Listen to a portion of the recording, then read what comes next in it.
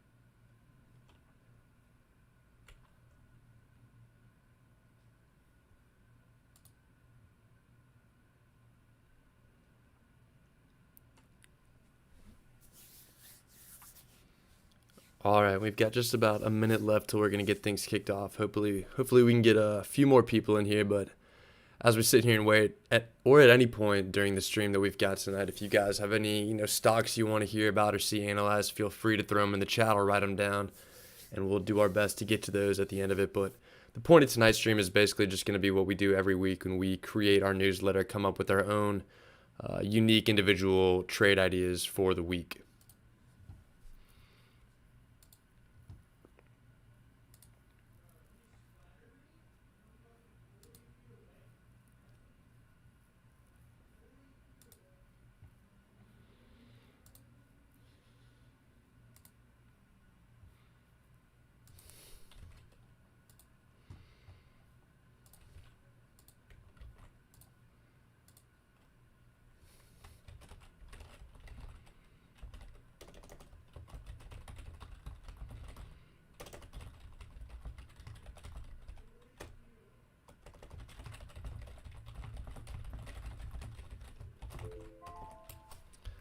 All right, time is up. Give me one more second to type out a couple more things.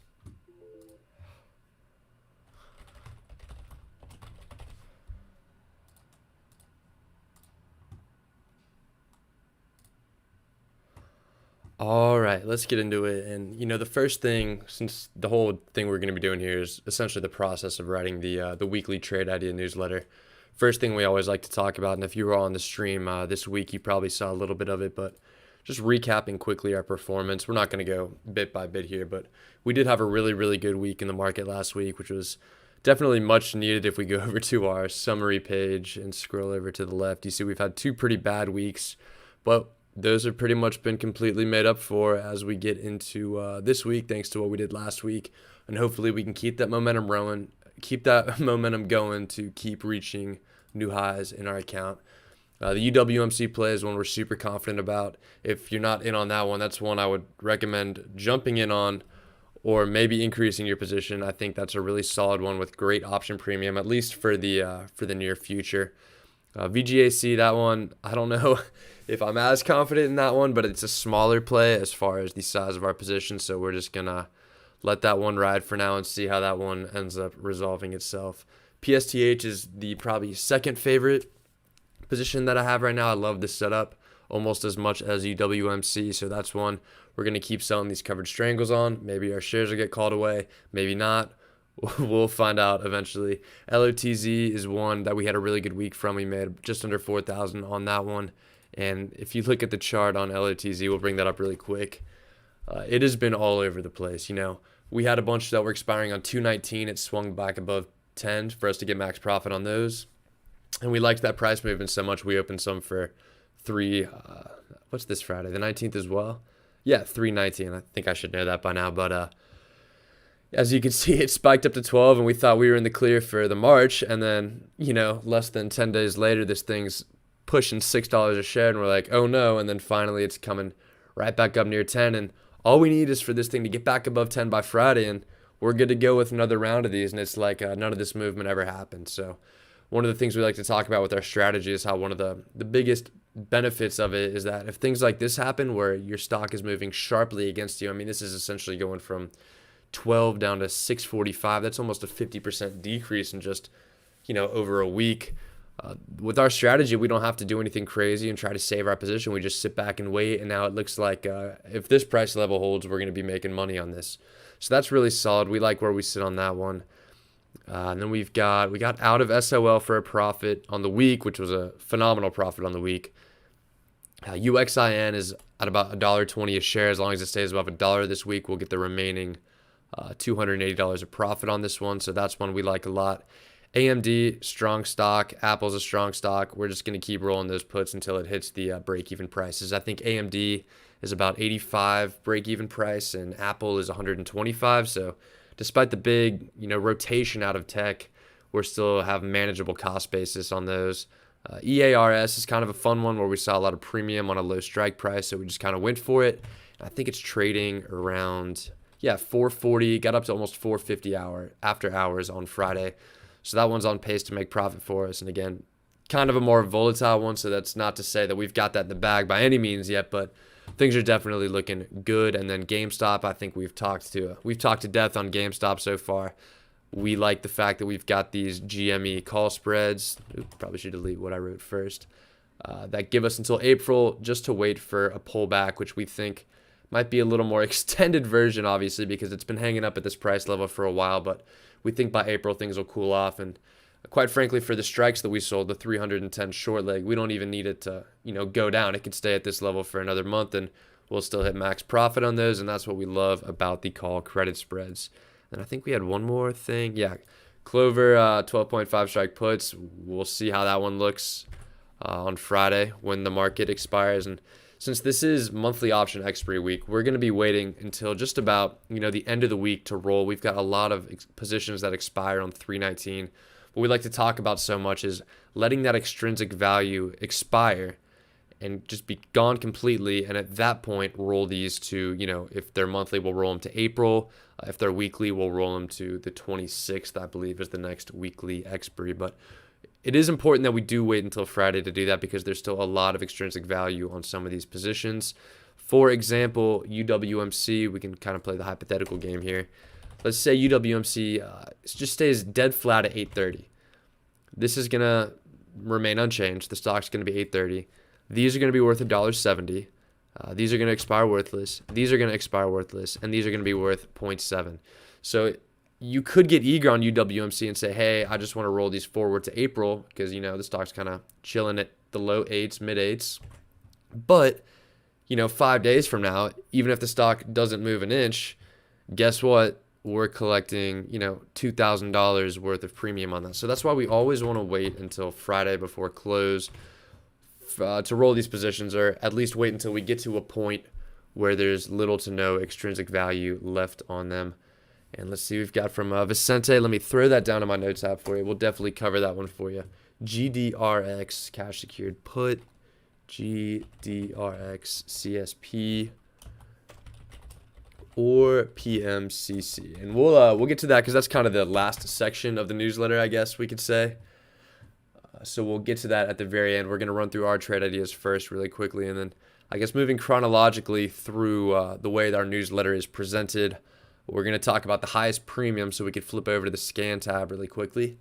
And, probably not a surprise here if, we've got GameStop 260 strike puts. That's something that is just, beyond risky. I don't think that's something, at least in the context of our strategy, is something we want to play. So we're going to keep moving down the list. FREQ, that's one, never heard of. So let's pop it in here, see how it looks. Yeah, decent premium. The IV is spiking pretty quickly, and it looks like it's a biotech company. Again, we'll go to this Analyze tab here, FREQ, to see what they're talking about. Therapeutics United States based clinical stage progenitor. I hope that was, yeah, progenitor. Someone feel free to correct me on that. I am, not in the know with a lot of these therapeutics terms, but they're a cell activation regeneration company. I'm assuming they might have some sort of, trial result coming, or it could just be the fact that if we look at the 20-day chart, this thing swung from 57 down to 35 before rebounding to 40. And yeah, we got to comment that, biotech is too news-based. Not a fan. I 100% agree with that. I think one of the biggest risks that we like to talk about with our strategy is, we can manage, intraday, intra-week movements up and down because, things typically, if they go down, they'll pull back up slightly, or if things spike, they'll come back down. But in biotech, you see these crazy moves and just, one release of news like we see back in December for this company took it from 42 down to 30. Now, that's not, some earth-shattering drop, because if we look at the premium we could get, again, these are monthlies, we could sell a 40-strike put, which would give you a 20% return just as long as this thing stayed above 40 on the week. Now, as we know, March 8th, which was last week, it went down to 35, so maybe a $5 or a $6 cushion isn't that much, but objectively, if this were something that you were interested in, this is one hell of a way to enter that position. But like we talk about with biotech a lot, there's some pretty significant downside here, and that's reflected in the April. The April puts, they must have something really groundbreaking coming up, because if you look at the 17.5 strike puts, they're trading for about $2.30. Admittedly, not a lot of volume, but I'd imagine you could still get a few fills if you put an order out there. But that's a 15% return in a month as long as it stays above 17.5, which if we zoom out here, 17.5, it bottomed out at 17.3 in September, but over the past 180 days, other than that, it's never traded below 17.5. So that's, an insane value proposition, I think would be a good way to describe that one, because this is potentially one of the bigger cushions I've ever seen. And, that's the use of these scans that we run, is it helps you pull up stocks you might not otherwise have heard of, where if, you do a little research on the company, you say, okay, I'm kind of interested in what they're doing. It's interesting. I've got a good long-term outlook on them. You could sell something crazy like a 25 strike put, pull a 28% return in a month, just as long as it stays above this price level right here. And that is a pretty damn good cushion for something like this. And additionally, just for some further context, that's a $5.50 premium on a 25 strike put for April, meaning your cost basis would be below 20 going into April. So you'd be down here again. That is some insane premium. But again, biotech, you can see the implied volatility. This is this light blue line that we have charted right here. It is rising significantly compared to the last 180 days. So you've got to believe something's probably on the horizon here. Looks like, they had data published in a peer-reviewed journal. This was back in February 23rd, so maybe the newswire here might not be the best place to go. Since this is biotech, and we like to mention that we stay away from biotech-type stocks for the strategy that we run, we're not going to get too far into this. But if this is something that caught your eye, you do a little research on things probably outside of the newswire. I'm sure message boards, even just looking up stocks on Twitter is something we find can be interesting for digging up some news you might not see other places. But this would be a good one to look further into if that premium caught your eye. But we're going to pop back over to the scan.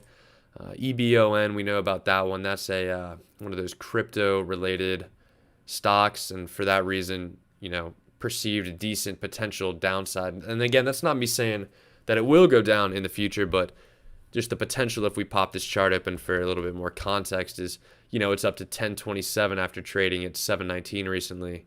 If we sold, 7 point, that's not too bad. Looking at the five, okay, well, I take that back. The March 8th, so what, 1, 2, 3, 4, 5 trading days ago was at $5.42.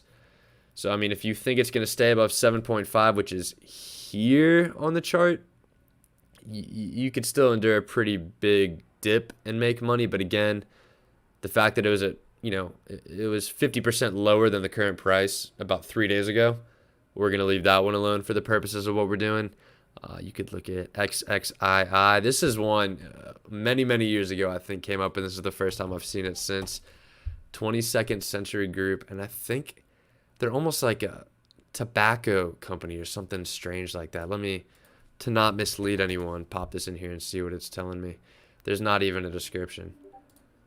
But, if this is something you look further into and you like the way it looks, you could get a 12.15% return on selling three strike puts that are essentially your weekly puts at this point. And that's one of the great things about, monthly expiry weeks is a lot of these smaller stocks that offer really nice premium only have these monthly expiries.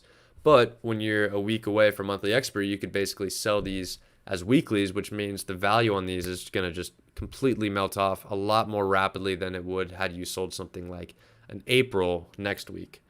So that's, one of the pluses why we love these option monthly expiry weeks that we have coming up right now. But again, talk about the downside. It was at 213. Now it's at 306. And if you sold a three strike put, there's only 30 cents a premium on that, which means our break even will be $2.70, which is right around here. And I don't think that's nearly enough to protect you for a week when three trading days ago it was at 213. So, that is kind of a problem you could run into on the scan sometimes is, if we're looking at the highest weekly returns, a lot of these returns are going to exist because we saw price action that looks like this. But we could push through a couple more names before getting into it. But it is always something that's kind of interesting to look at because while these might not be something that I would like to play, you might see something on this list that you think is interesting, and these are some of the best premiums objectively available in the market, so that would be a good avenue for you to make that kind of a play. I think maybe last one we'll look at here, we'll just kind of pick a random one off HGEN. I guess we could take a look at for sure. I don't really know what it is, but let's learn together. Humanigen. This sounds like a pharma company. Pharmaceuticals, boom, there it is. They focus on developing medicines for patients with neglected and rare diseases. And let's see what their stock's been doing lately. Kind of all over the place. It looks like they had earnings, maybe not. A lot of the time, Thinkorswim gets kind of buggy with these lower volume stocks about when it puts earnings, so we're just going to assume that it didn't. But interesting 20-day chart on this one. It popped up to 25, dipped down to 13.7, ended Friday at 16.07, and you could sell what's essentially a weekly, 15 strike put for 11.73%, which would put your break even at 13.50, which coincidentally below the 20-day low. So that is an interesting one. And Westwood Winter, appreciate that question in the chat. We're going to throw a Drive Shack ticker DS on the list for things that we're going to talk to later on in the stream.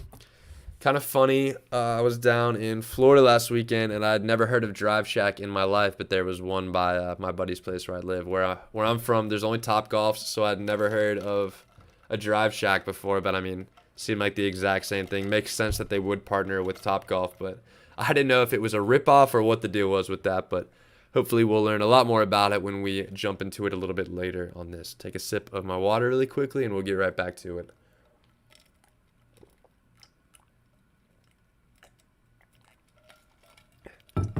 All right. This one, we did swear off, these biotech and healthcare companies just 5 minutes ago, but strictly looking at the chart and the premium, I think this is a really interesting setup. It looks like on the Newswire, they have a lot more recent news. They just provided, looks like they did actually have earnings on the 10th, which is what we're seeing. They've got a loss. They announced a $80 million loan facility from Hercules Capital. If results favorable, they plan, they're going to be releasing top-line results of phase 3 clinical trial before the end of March. So, before the end of March, we take a look at the calendar. This is when these would expire. Correction on the Drive Shack. They partnered with TaylorMade and are a competitor to Topgolf. That would make a little more sense. But yeah, good to know. We could definitely take a look at that with those comments in mind. But as far as this one, they plan on presenting top-line results on phase 3, which I believe anyone who knows biotech a little better than me, feel free to jump in and correct me, but I believe phase 3 is kind of the final approval that you need to get a drug to market. So that's a big one for a lot of these biotech companies. And they say it's going to be presented before the end of March. If you're selling these, I mean, you're essentially betting that either one, they get clearance on phase 3 and they shoot up, or two, they don't announce it in the next week and they choose one of these, 10 days to announce it, and you're good to go for this expiry. That's a little bit of a risk. I don't know too much about what they do, and honestly, I don't know if we've got time to completely tear apart this biotech company, but there are definitely some really, really good premiums if that's the kind of play you want to make. And this is one where, since phase 3 is that final step in the process of getting a drug to market, a cash secured put might not be the best play here because you're selling to 15, and if it shoots up to 30, you get $1 a premium. Whereas, if you bought shares here at 16 and sold something like a 30 strike call where you could still get about, looks like 40, 50 cents on it, that's maybe a third of the premium. But at the same time, if this thing pops up 100%, you're getting over a 100% return on your stock. So this is one where, perceived potential upside may lend covered calls to being a better strategy than jumping in on cash secured puts on this one, even though our scan does only pick up puts. And that's something that is important to keep in mind when you interpret the results of a scan like this. Obviously, we scan for cash secured puts because that's typically, 90% plus of the time it's going to be the best way to enter into a play. But when put premium's good, typically call premium is also good, and that's exactly what we see right here. So always important to look at put premium, and then always just be cognizant of checking the other side to see if there's a situation like this where you've got pending company news coming up and covered calls might be a superior play to the cash secured puts. So with that said, that's a quick little run through of the scan. We've got the full scan up on our website. We just posted it at hourglass-trader.com. So if you want to see everything that's on here, we posted, I think, the top 100 results. So we've got some pretty good returns that you could rip through that and check out for yourself if you want to look through some of those on your own time. If you're curious about how to set up a scan like this, we also have a video on our YouTube channel about how to do that. But with that said, that's going to be the end of the discussion about the scan, and we're going to jump into the main event today, which is going to be trade ideas for the week. So typically, the way we like to do this, a lot of people ask us is, how do you formulate your trade ideas? And there's several different ways. I think the single most common method that we use is just taking a look at our watch list, and as you see right here, we've got the HT wheel watch is what we call it, because that overall strategy we run is called the HT wheel. So we isolate a few candidates that are in a price range and have the volatility that we like to see in order to run that play.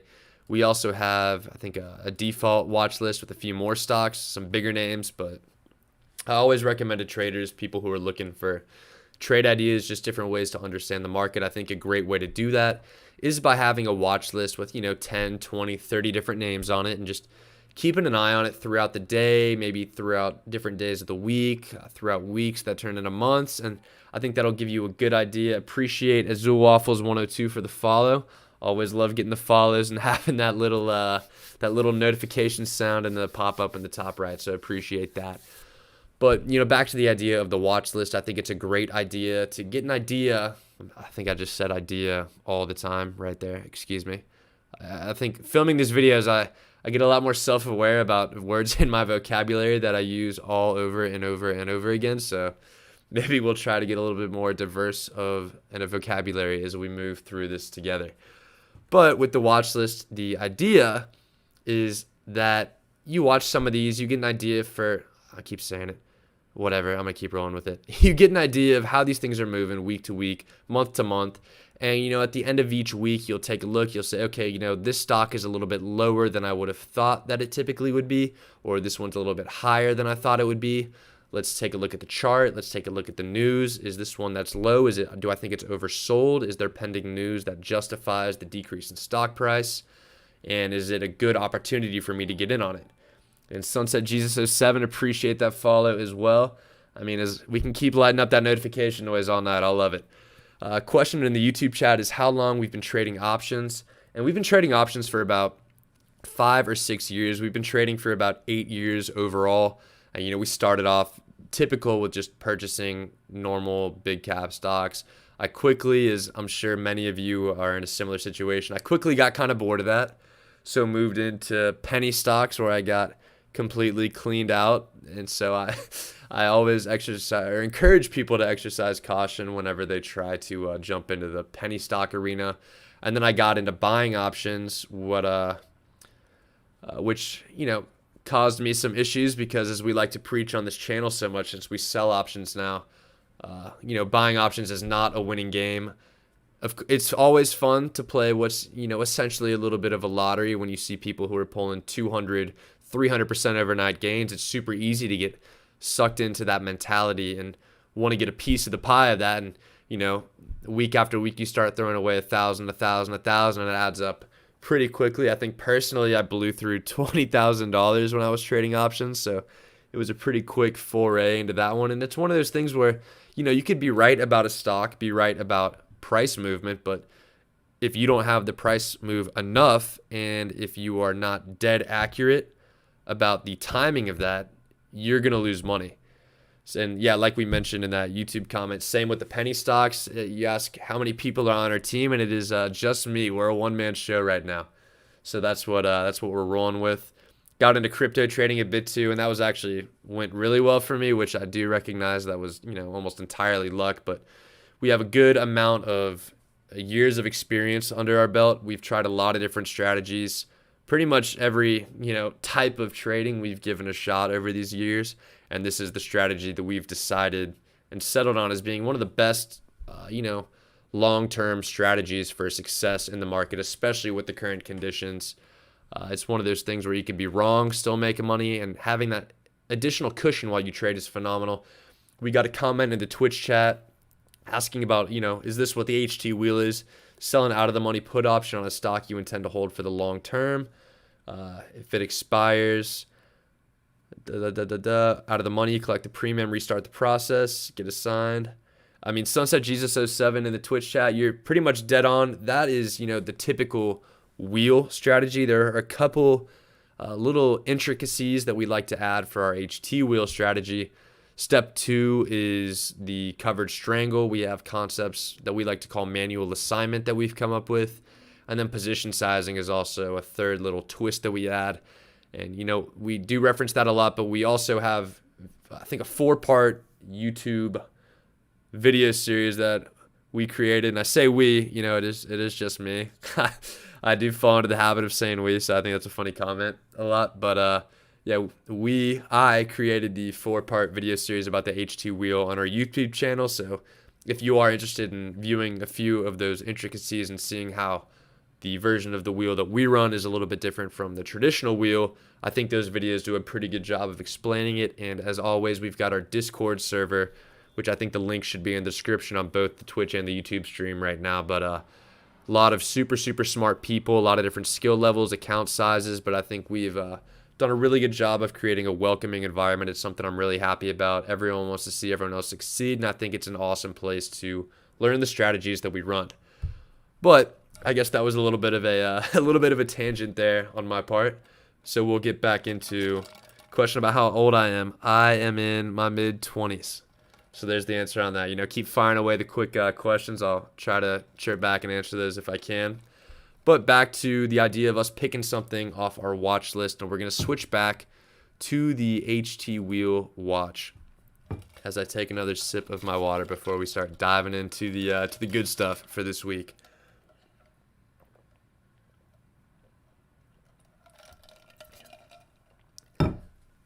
Okay.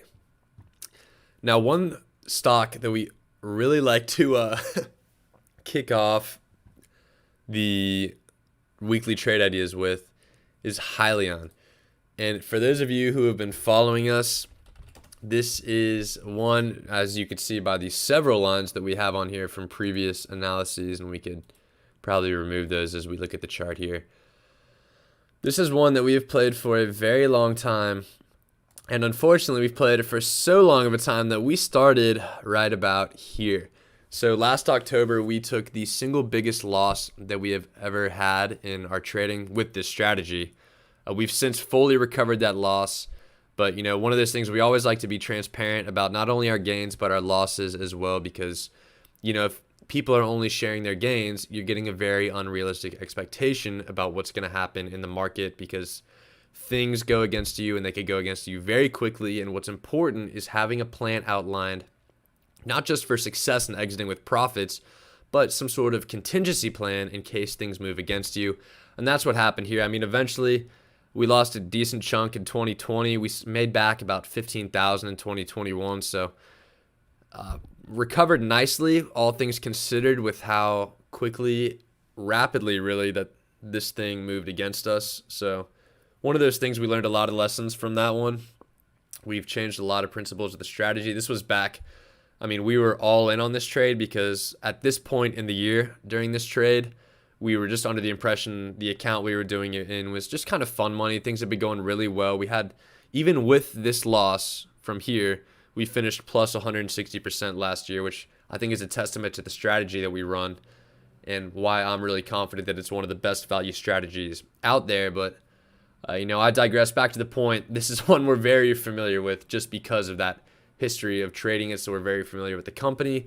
What they do is essentially they provide natural gas and electrifying powertrains on these commercial fleets of trucks for that, because the idea is if you own a fleet of trucks, you're not going to be able overnight to switch to a full electric fleet. It's very cost prohibitive.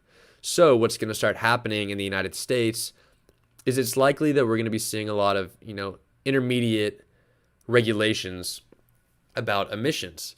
And since these companies can't electrify their fleets full time, what they're going to have to do is some sort of a stepping stone in between, and that's where Hyliion fills the gap. Now, what happened, I think right around here, where are we looking? Let's go back to the 20-day. I guess we're maybe a little too far in. Let's go back to the 180. Bear with me as I just completely run through these charts. But they had been beaten down to about 16 or so. There was a Goldman Sachs short report that came out that said, okay, this is an intermediate step in the process. However, battery technology is getting cheaper a lot quicker than originally planned. So this technology is going to be obsolete. And that was something I didn't disagree with. So I exited the position. It had been good to us so far in 2021. So important to know when to take your chips off the table. And I think we got out for about 17 a share. And then, just our luck, right after we exit the position, the whole bear thesis is based on the fact that they're going to be replaced by battery technology. And it comes out that they developed battery technology that's supposedly really efficient and applicable to a lot of these fleets that are trying to electrify their vehicles. So as you can see, there is a huge green candle as their stock shot up from about 15 to 22 during that day. But since then, it's been beaten back down. And one of the reasons we kept coming back to the stock week after week, as we'll see on the trade tab right here, is the phenomenal option premium that we can get. So we're looking at a 3.24% return if we sell 42 cents out of the money here, which is a decent cushion.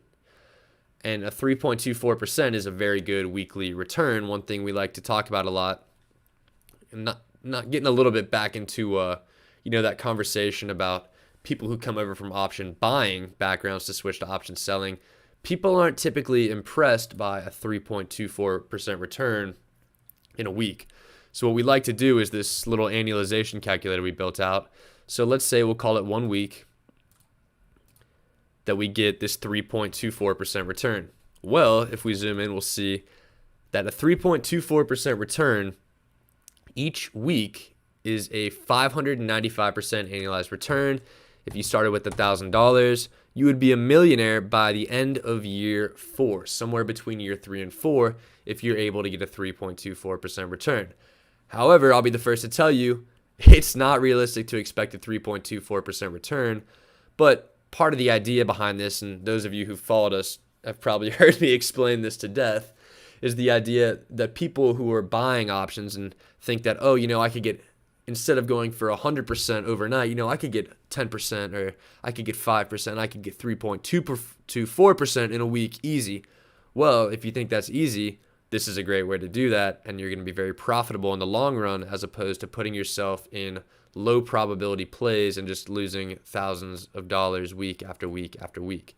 But I digress. This is really solid weekly premium. The 14 strike put gives you 45 cents a premium, And we know that 14 minus 0.45 is your adjusted basis. So your break even on this trade is going to be 13.55. And we could chart that here with a little price line, 13.55. I'm typically very bad at getting my mouse where it needs to be. I don't think that was 13.52, but close enough. You get the idea. If we zoom in on the 5-day, there was obviously that big sell-off in the market that was quickly rebounded.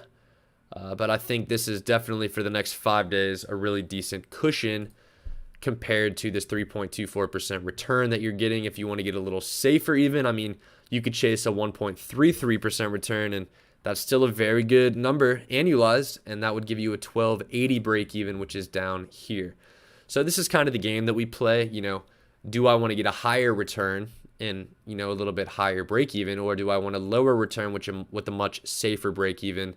But at the end of the day, I don't think you could really go wrong with either, because even the risky play per se here, if I had the camera, you'd see me doing the air quotes when I say risky. It's still a 13.55 break even, which is a nice cushion to trade with. This thing could run up to 15, and you would never think about this play again and just collect every dollar of premium that you sell on it. So our first one for the week is going to be Hyliion expiry March 19th. We'll go with the 14. We'll go a little riskier. 14 strike puts, which have a return of risk of 3.24%. And I'm kind of saying this a little bit slowly because I'm also typing this into our newsletter as I do this. And probability of max profit is the next thing we talk about. So we hit max profit on these if the 14 strike puts finish out of the money. So a way to assess probability of profit is probability out of the money. And right here, it's 58.03%. So let me type that in. 58.03%. And, we like to talk about putting ourselves in positions with high probabilities of max profit. And, above 50%, it means you're likely to make a 3.24% return this week. That's a high probability play on something offering decent premium. And in the long term, trading decently around a base, we would hope. But again, one of those things where our strategy is if it does break through this, we'll happily take assignment and then sell calls for March 26th, which should be able to knock another 50, 60 cents off our basis. And week after week, option after option, 50 cents more off our basis gets us down here. And if it's still below that, 2 weeks from now, guess what? Our shares never expire and we can do it again. And then the last thing we like to talk about is the downside cushion. So we know we sold a 14 strike call. It'll be about 45 cents a premium, meaning it can go down to 13.55, which is a 87-cent drop off the current price of 14.42. I typed the wrong number there, but that means you have a roughly 6% downside cushion. 6.03% is the number on that one. And that is what I will subsequently type into this newsletter as we scroll down, and we are going to look for another play. So again, recap, first play of the week, maybe not surprisingly, is Hyliion, and we are going to sell the 14 strike puts for March 19th. Taking a peek back at the chat real quick, we've got Cassidian. I swear I just pronounced that wrong again. Feel free to correct me. Sometimes I pronounce things like an idiot. How did I end up? Let me drag the chat on here because I think these things pop up during the video, but sometimes they go away and you'll forget what I'm referencing.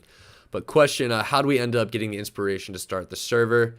And I think last summer I'd been doing pretty well. At the beginning of, end of 2019, beginning of 2020, I'd switched over to these option selling strategies. And, a lot of your friends, if you guys are interested in investing, will talk about what you're doing with each other. You guys will know what plays the others are making. And I started selling spreads. I started selling these cash secured puts, running what eventually has turned into the HT wheel strategy. And, it was going really well. And all my friends who were still buying options because, social media makes that look like such a fun, easy thing to do. They're probably secretly losing money week after week trying to do something like that.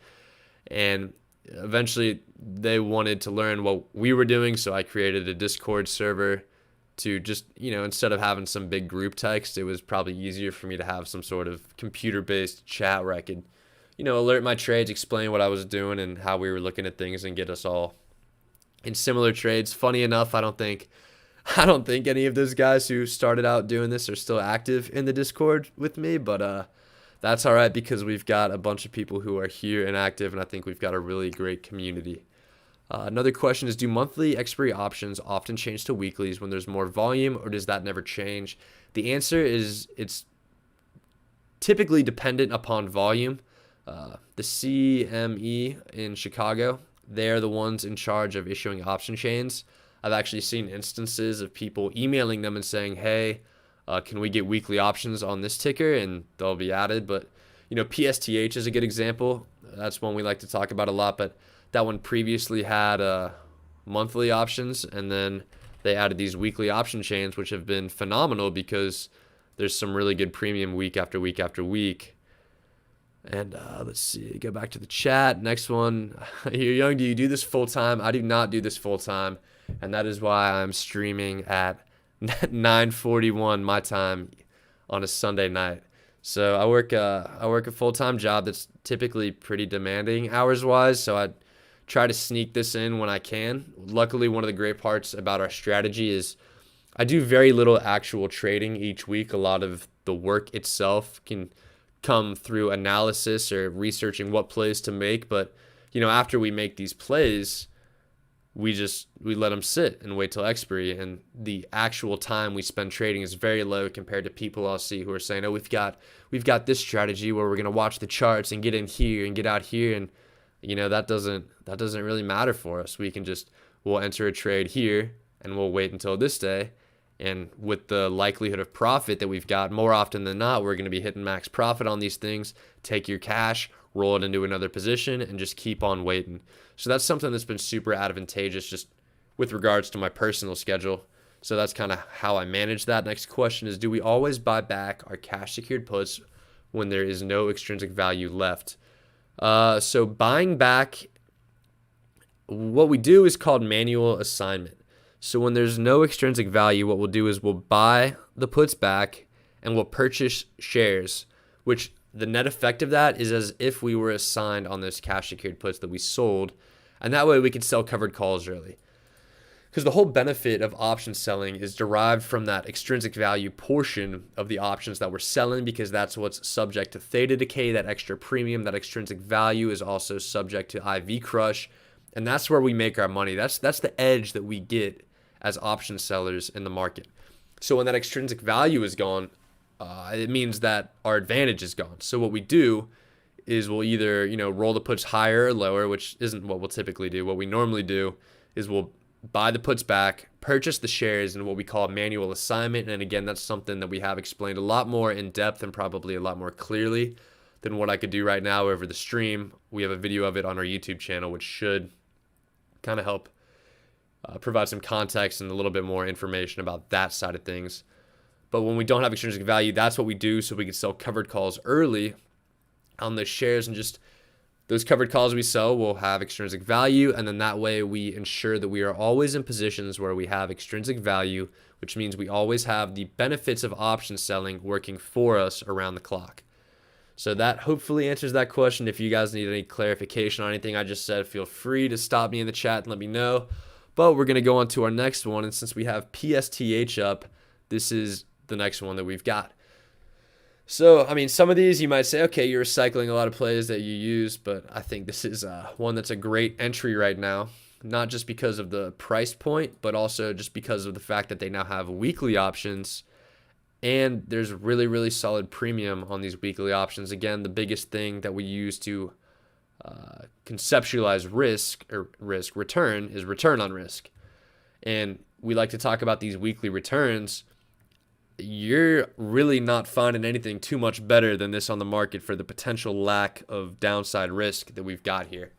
Now, this one is a SPAC. It is owned by Bill Ackman, and I'm sure, again, a lot of you guys on here have heard me give this spiel a bit over the past couple weeks. But, net asset value of low 20s, that's a little bit different than SPACs. Most other SPACs have a net asset value in the 10 range. So this is really the equivalent of something trading at 14 with a $10 net asset value. So that's not too bad of a premium that you're paying on this. And the other issue that I have in general with SPACs is that the way a lot of them are structured is, there's no incentive for the SPAC itself, the people who are managing the SPAC. to find a decent company to take public, but rather the structure rewards them for taking a company public, period. So that leads to a lot of, companies that probably shouldn't be public being taken public just so the groups that run these SPACs can cash out and get theirs. And that, unfortunately, is a pretty common theme in the market, and that a lot of the people who are running stuff like this don't care about you. So that's something that's definitely a quick lesson that's important to learn. Like, I think a lot of people, Chamath is a guy who people will call the king of SPACs, but even he, behind the scenes, has been just cashing out a bunch of these shares after they get pumped up.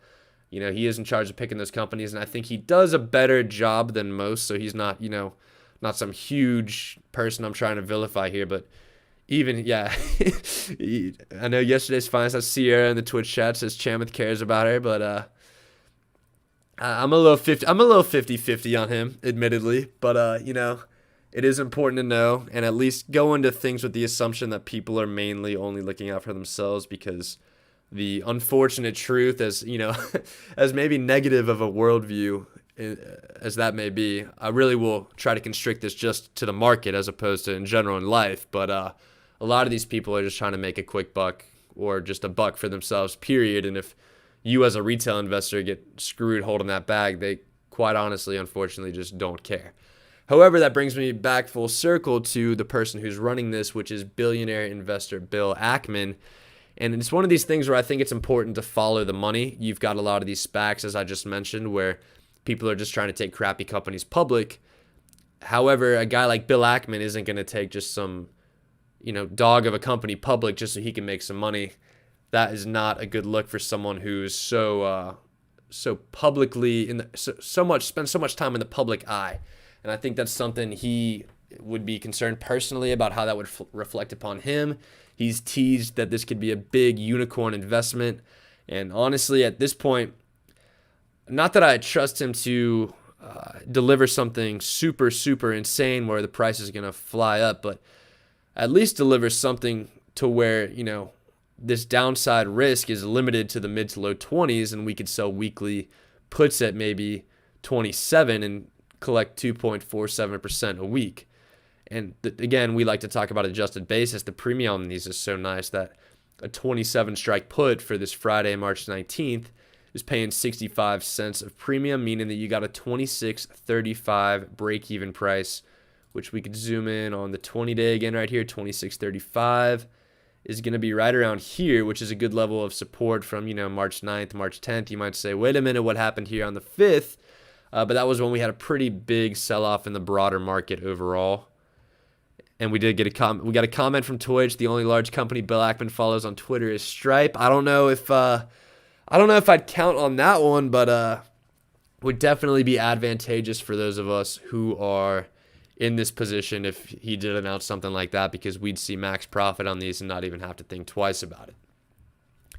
But, back to the point, our weekly trade ideas, strategy for this week. If you're looking for plays this week, selling these 27 strike puts for 2.47% return on risk, or even bumping them up a bit to 27.5. You could even get a little bit riskier. And I say risky again with those air quotes that you can't see, because how risky is it really if you're selling a 28 strike put for $1.15 a premium, which would put your break even at what, 26.85? Your break even is right here, which is in general below where it is traded for most of the last 20 days. That's your break even price on what we consider the risky option here, since that's paying out 4.28%. So I think if you're trying to get in and get a position and you wouldn't mind assignment, this is a great play, the 4.28%, or maybe even going slightly in the money to collect more premium in the event that there's some decent upside in the near future. But a lot of this upside, as we see, is reflected in these call premiums, because you could go as this is what we did. We sold 31 strike calls, which is why we've got this red position flag right here.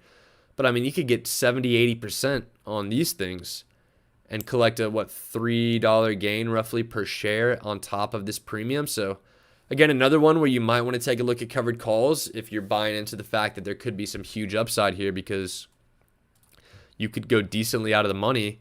I mean, you could sell a 35, you could sell a 40 strike call and still be getting enough premium to take your break-even price down to 28 while leaving yourself 33% of upside, roughly. I mean, from a value perspective, risk to reward, if you're playing a big pop, these weekly calls are phenomenal because as the days push on, the further out of the money calls are going to dry up more quickly. And say it's Tuesday or Wednesday, it's pretty clear this thing's not going to 40. You could buy these back for pennies and, switch back down to something around here where you'll still probably get a decent amount of premium on those. So that could be one strategy, one approach that you take to this. We always are kind of partial to this easier one because we always want to be mindful of downside risk. We think, one of the risks, and again, I put that in quotes because it's not that bad of a risk, but one of the risks with our strategy is what's called capping profits, where if we sell a 27 strike put and it goes up to 50, we make the same gain as if it finished at $27.01. So we limit a lot of upside from the actual underlying itself. But again, we get into that conversation of what kind of returns we want to target every week and how those returns compound over the course of a year. And a 2.47% return is really good. And if the risk you run is the fact that you could have made more money, it means you're making money, period. And, we're never upset with making money. So that's a risk that we typically don't get too upset about.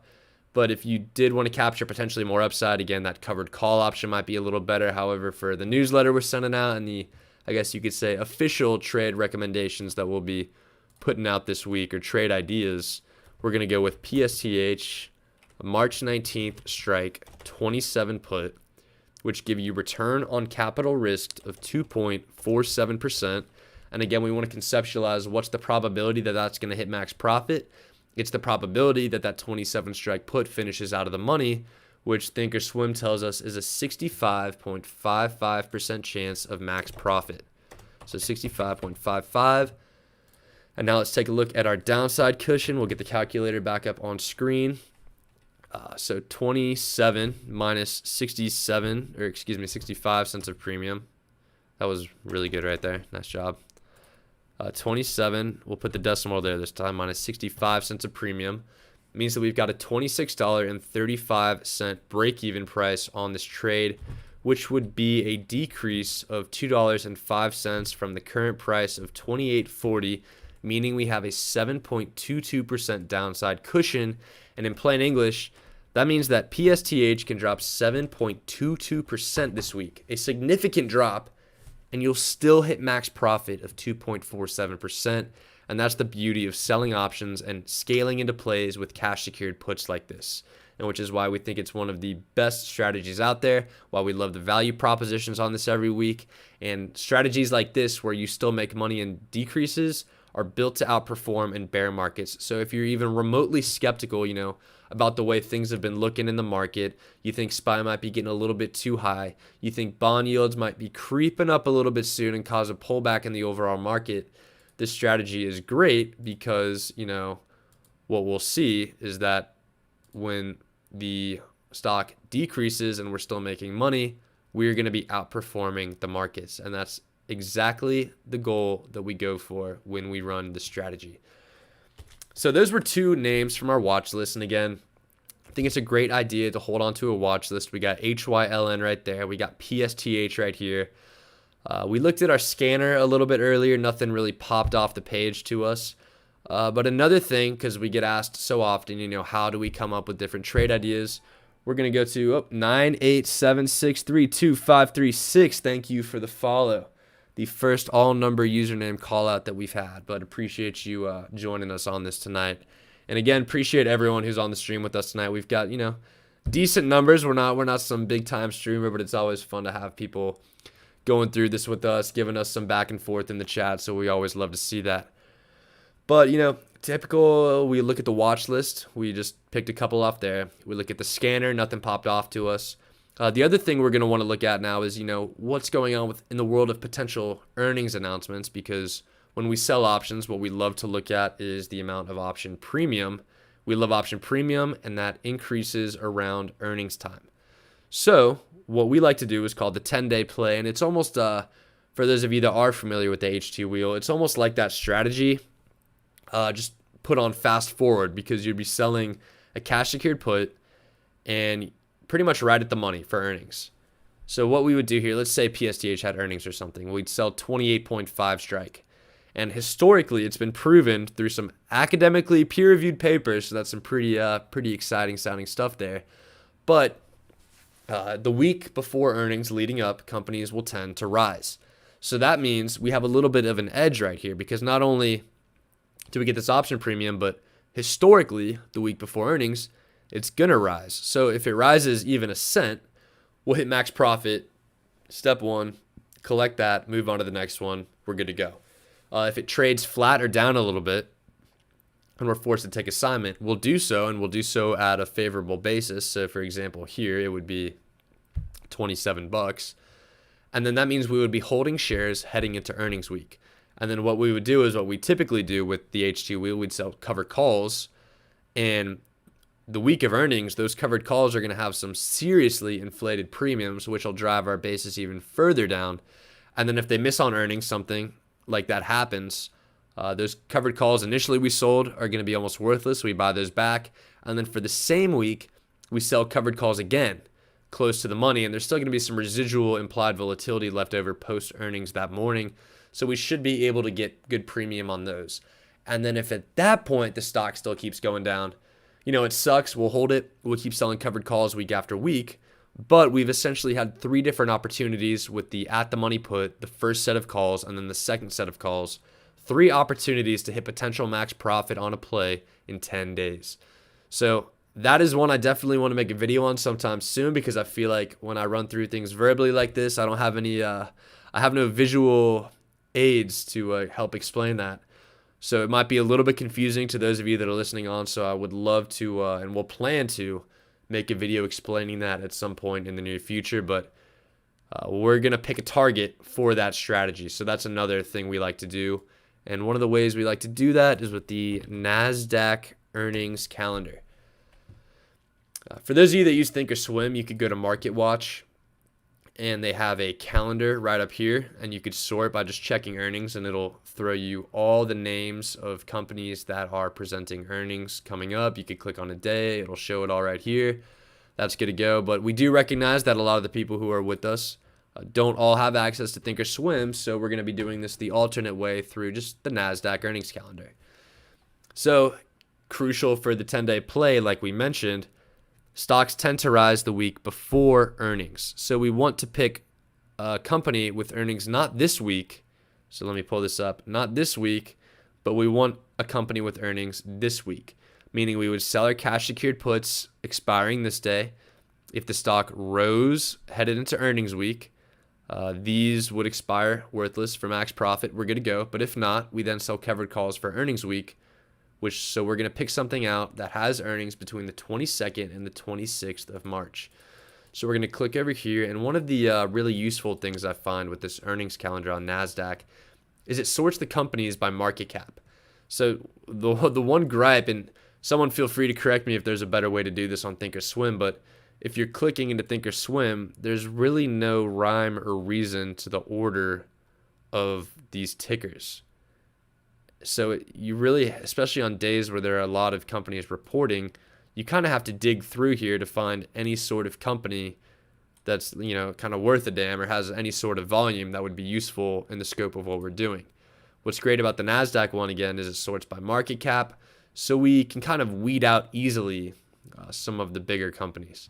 So Monday, March 22nd, as far as things that I'd be comfortable with holding long term and have decent premiums, I know a lot of you might say, oh, hey, MARA right there. And let me zoom in a little bit, because I think it probably gets a little bit small, that text on the stream that we've got going. But a lot of you might say, oh, MARA, we love that one.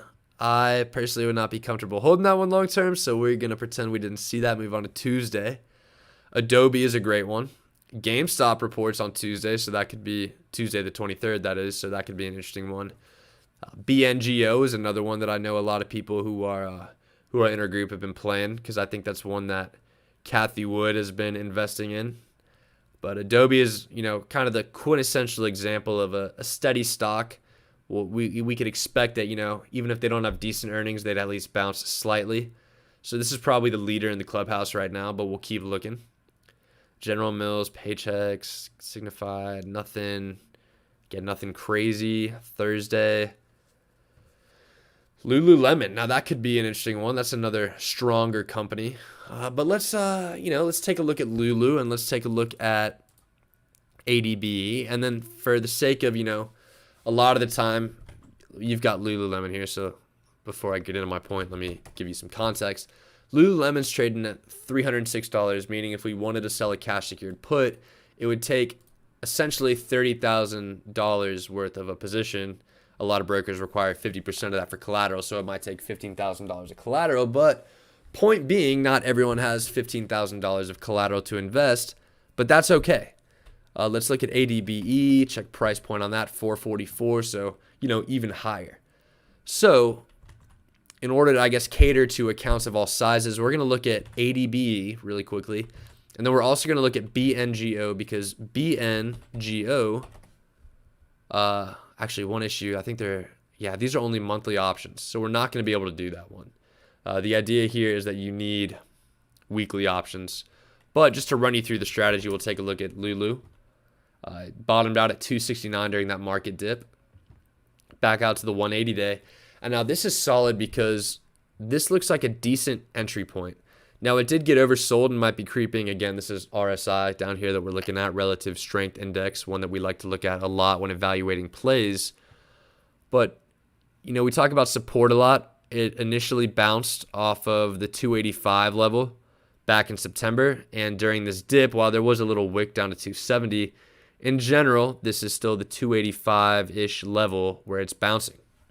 So, conceivably in the short term, mid 280s could be considered support for Lululemon. So, what we would want to do is sell a cash secured put that expires this week at the money.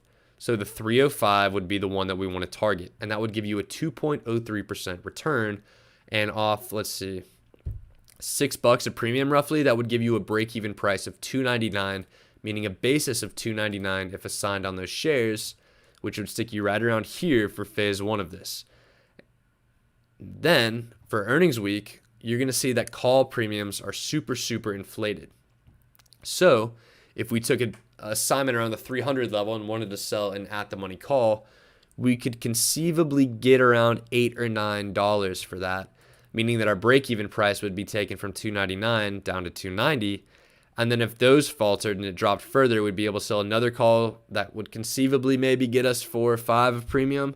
And that would have us sitting at 285, which is the exact, long-term support area that we identified on the 180-day chart. So through these 3 sets of plays, we will be able to get a break-even price right around this area of long-term support. So this makes this a really solid entry. And for a weekly perspective, a 2.03% is pretty solid. So the next trade recommendation we're going to have trade idea is going to be that Lululemon 319 expiry 305 strike put. And we're not going to spend too much time on that. We kind of hopefully get the idea of what we're doing with our potential cost basis here, why we're selling this right at the money, and then our plan for eventually potentially taking assignment and selling covered calls going forward.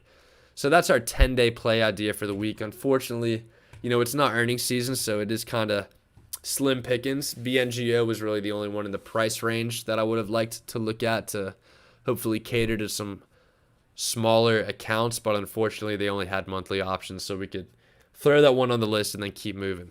I'll take a sip of my water real quick, and any more questions, feel free to throw them in the chat.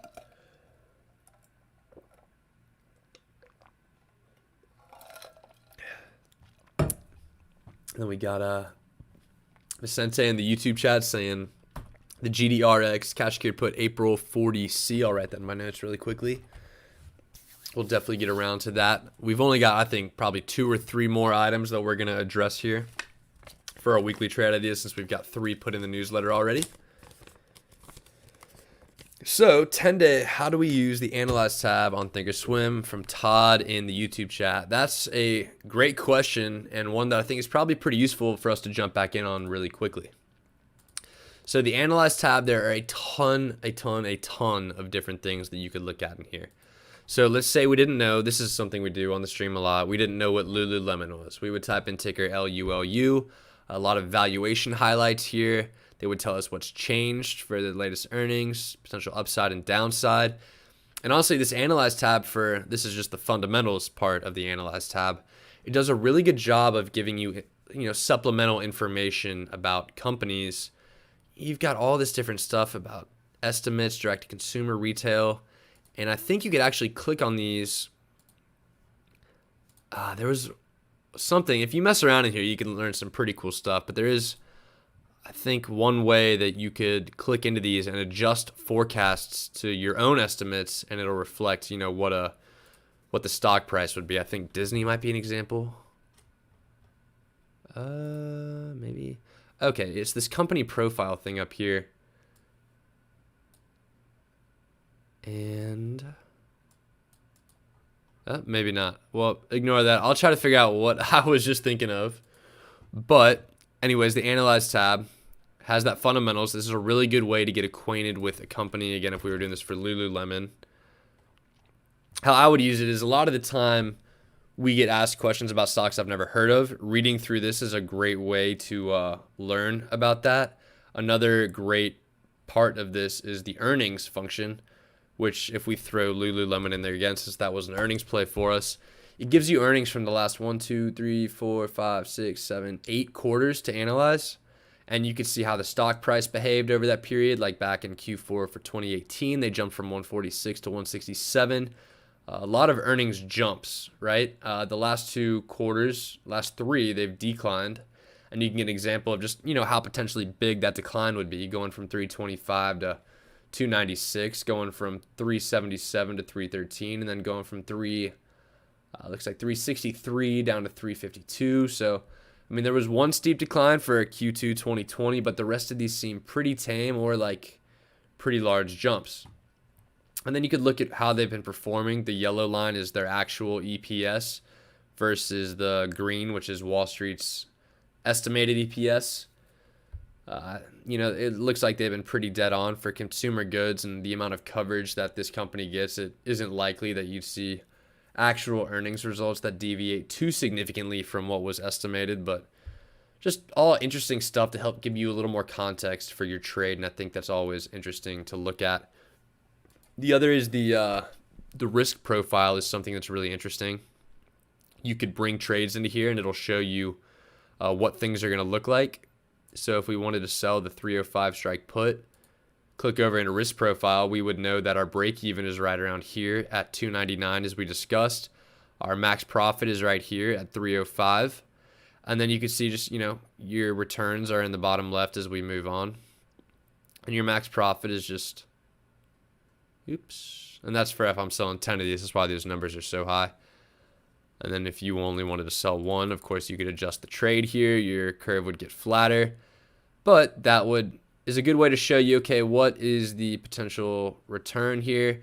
These are also probabilities about how likely you are to be in each of these sections.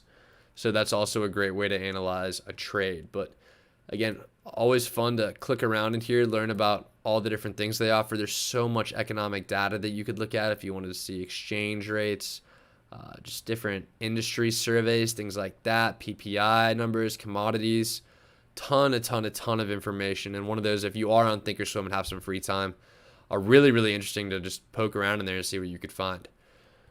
So back to getting some more trade ideas for the week. That's why we're talking. One other, I guess, we've talked about looking at the watch list. We've talked about using a scanner. We've talked about these 10-day earning plays. One other way I come up with trade ideas, and this is kind of a maybe trade hypothesis that I've had lately, is penny stock covered calls or cash secured puts, because a lot of these stocks have a ton of volatility, and that volatility breeds high option premium. And if you get the option premium high enough, if you can get like a 10-cent premium on something that's trading at 56 cents, not saying that's what we're going to get, but that's a pretty significant downside cushion. And if you're able to do this week after week, month after month, you conceivably, with some of the implied volatility and premium that these names are offering, you conceivably could get down to a situation where you have a zero cost basis on a stock in just a few months, which would essentially set you up with a risk-free trade. And a lot of these, even if they just stay at these current levels and maintain the volatility and premium, which typically is a decent bet with how volatile stocks at this price level are. I mean, you could essentially put yourself in a position where as long as one of these companies doesn't go bankrupt by the end of the year, you're going to find yourself in a position where you're sitting on profit or are set up with the risk-free trade, meaning you've gotten down to that zero cost basis. So how do we find these? Now, another situation where, not everyone has Thinkorswim. You can't scan for it, whatever. That doesn't matter because everyone, hopefully, if you're watching this, has the internet, going to Finviz, Finviz.com, and using their free screener. So to set up what we did to find this, you just click on the screener, obviously, and all we want to know about are the cheapest stocks on the market with options. So to find out which stocks on the market have options, you go to option/short, you click optionable, and then what you're going to want to do is sort by price, low to high, and you can do that by just clicking on the price column. So what this does, as we've stated was our goal, was set us up with a list of stocks the cheapest stocks in the market that have options. So we're going to start alt-tabbing back and forth really quick here to see what these option chains are looking like. We've got GEN is the first one, trading at 56 cents a pop. Now, unfortunately, the lowest strike on that's 2.5, so probably not a great deal. As you can see, there's no premium, but you'll find a lot of these have strikes at 50 cents or $1 where you might be able to collect a little more premium. The next is TRX. That's the one we've played before, and it worked out decently. Again, not a lot of premium, unfortunately. So we're going to move on to the next one, AUMN. Again, 2.5 strike is the lowest that we can see right here, so that one is not the greatest idea either. AAU. Again, 2.5 strike. To kind of cut to the chase here, I did go through this list. DNN, UXIN are a couple ones that are decent, so we go to DNN. They have 0.5 strike. They've got 1 strike. And what's good on this one, this is one that is probably the most intriguing for a 1-week play here with something that expires on March 19th. Now, if we look at the price action for this, it was trading at 30 cents back in November. So that's definitely a little bit of a concern. But going, however many 12 months back, however many months into 2021 we are, they've been above 65 cents for the most part that entire time. So it's been 12 weeks, 3 months so far. So essentially you could maybe count on 3 of these in order to drop your basis.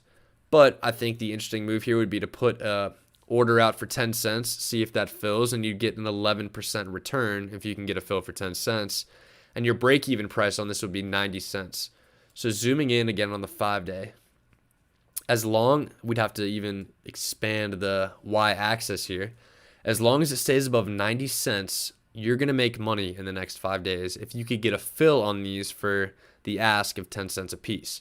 Now, if it goes below 90 cents, you'll take assignment at 90, and you'll probably be able to sell April 1-strike calls for about 10 or 20 cents, which will get your basis from 90 down to 70 or 80 just after. This would all happen in a month, but you'd have to wait for April for the calls to expire. But in just 2 short months, your basis would, again, we have to zoom out, would be down here or down here. And if it stays up here, you're collecting profits. But if it drops back down there, you just do it again month after month after month, and you probably would have your basis down below 50 cents by summertime, provided that there isn't just some catastrophic drop. Now, based off the chart that we're looking at, there seems to be some support in the 70 cent, 80 cent area, some even more support in the 60 cent area. So we don't think that that is going to be something that is going to pose too big of an issue. But if you are on a smaller account, this is a play that takes $100 of collateral per put sold. So it's a pretty easy one to get into, and a great one maybe if you just wanted to experiment a little bit with, how managing your cost basis works, how the HT wheel itself works. This is a good one to potentially jump in on, DNN. So that'll be our little, maybe higher risk play, but at the same time, you're giving yourself I mean, if you get these filled at 10 cents a pop, we'll pull the calculator back up, meaning one strike filled for 10 cents is a 90-cent break even, which from the current price of 114 is a 24-cent drop, which represents a 21% downside cushion just over the next 5 trading days. And I think that's a really solid value proposition. Now, while we might term this as a little bit riskier one just due to the nature of DNN being a penny stock, it is one that I think is, a decent value despite the riskiness and maybe category you could file DNN under. So that'll be our next, official trade idea that we're going to throw in the newsletter. DNN. Oops, I typed it wrong. DNN. March 19th, one strike puts. And then the final thing, I guess maybe not final thing, but we'll talk a little bit more about, ways we identify opportunities. And again, this FinViz screener is actually really solid. And one of, if you've tuned into our streams before, one of our favorite things, we're going to pull up Apple so we have just a decent stock to look at. One of our favorite indicators is RSI, and that's something we like to evaluate when we look through trade ideas. And again, relative strength index, anything above 70 means that it's probably overbought and it'll drop back down. Anything below 30 means it's oversold and will probably spike back up. And as is the case with a lot of these when we look historically, is you can see when it gets up into the red, it sells off. When it gets up into the red, it sells back off. When it gets into the blue, it bounces a little bit. In the blue, bounces a little bit. So, I mean, looking back, this is correct more often than not. When you're looking at the 180-day, it's a little bit dicier with the 20-day, but I think the 180-day is a really solid indicator of what to expect in the short term for price movement. Now, obviously, just because something is in the blue on February 23rd or February 26th doesn't mean it's going to go up forever. You got the short-term spike here, but then, a week later drop back down. But as far as entries and exits, I think it's a great indicator of when to use that. But back to my main point about identifying plays, we would want to enter a play when RSI is low in the blue area, meaning when RSI is below 30. So a good way to find stocks that fit that category is if we go to the fundamental tab here, and I think RSI is going to be, it's going to be a technical indicator, excuse me. RSI, we want oversold 30 or below, so that's what we click. And it's going to give you a list of stocks here. So there are 96 of them, and again, we probably want options. So we're going to pick optionable. And that leaves us with 42 stocks that are oversold and have options. So, I mean, we could look through these as much as we'd like. We maybe want to sort by market cap, so we have some companies that aren't just terrible options with zero volume or liquidity. But let's see. I mean, we could just try NBRV, for example. NB, extremely oversold. I guess I don't know what time period they're using for RSI on this screener. So that would be something interesting to know. I imagine it's probably a year or something like that, because our 180-day RSI doesn't have it below 30, but it does have it low, meaning it's a good entry point here. There are options, but again, they are unfortunately 2.5 strike, nothing close to where we're working with right now. So we will maybe go back to the list, check out a couple more just to see what things are looking like. We've got ATNX we could give a look at. That might be a good entry. As we can see from the big gap down on the chart, ATNX. Athenex. So it has dropped from 12, they released earnings, down to 5, where it bottomed out at 393 and climbs back up to 5. Now, this is one of those things where people who like to trade off technical indicators would probably tell you this is a huge gap upwards. We zoom out. I mean, we're on the 180-day chart. Prior to earnings back on February 26th, this thing hadn't traded below $10 in the last 180 days. We can go to a year, and now we start to see. But this is the, I guess, bottom of the COVID crash. So it's now even further below the bottom of the COVID crash. So that is some serious decline. And we've got some options here. Let's check the volume to make sure people are actually trading these things. And they are. So there is some decent volume. And what we can look at again is the return on risk. And you could get a 5.82% return selling these 5-strike puts, which are, slightly out of the money. But we know that conceivably there's a base in this high 3, low 4 area. And the break even these would give us is about 475 for the first series. And if we had a 475 basis at the end of this week, we could just sell a covered call at 5 just above our cost basis to knock another 75 cents off and get us with a 4-strike basis headed into April. I think 16th is the date of the expiry on those. So I think that is a decent opportunity to pursue. And our 1-year RSI absolutely is significantly oversold. Last time it was this oversold was at the base of the COVID crash, where it climbed from 573 up to eventually peaking last July at 14. So it looks like, this scan did give us an interesting idea here. And this is one of, let me see, there's 42 different tickers on this list. So you are free to, replicate what we just did. We only clicked 2 buttons. We sorted by RSI and then we sorted by optionable. So you're free to, go through this list at your leisure. But this does typically give us some decent setups and opportunities to enter. Cloudera is another interesting one. We could probably take a look at that one as well. But ATNX, those 5-strike puts aren't a bad entry. And you've got that subsequent call premium for April that makes it decent. Question, so where do we find these charts? And I guess, are you referring to the application we're using? Because this is Thinkorswim, where, we could, ATNX, we just type in whatever ticker we want and it'll pop it up. And that's TD Ameritrade's. You're on TOS Mobile. So if you go, first off, I would recommend downloading the desktop. I think it's phenomenal. But if you go to Thinkorswim Mobile, you go to your watch list, which is going to be the bottom left part. And at the top, there should be a search bar that says quick quote. So you could type in ATNX, for example. It's going to show you the price, the sell, the buy. And then there's going to be a chart option. There's going to be chart, news, and options. And then you can click chart.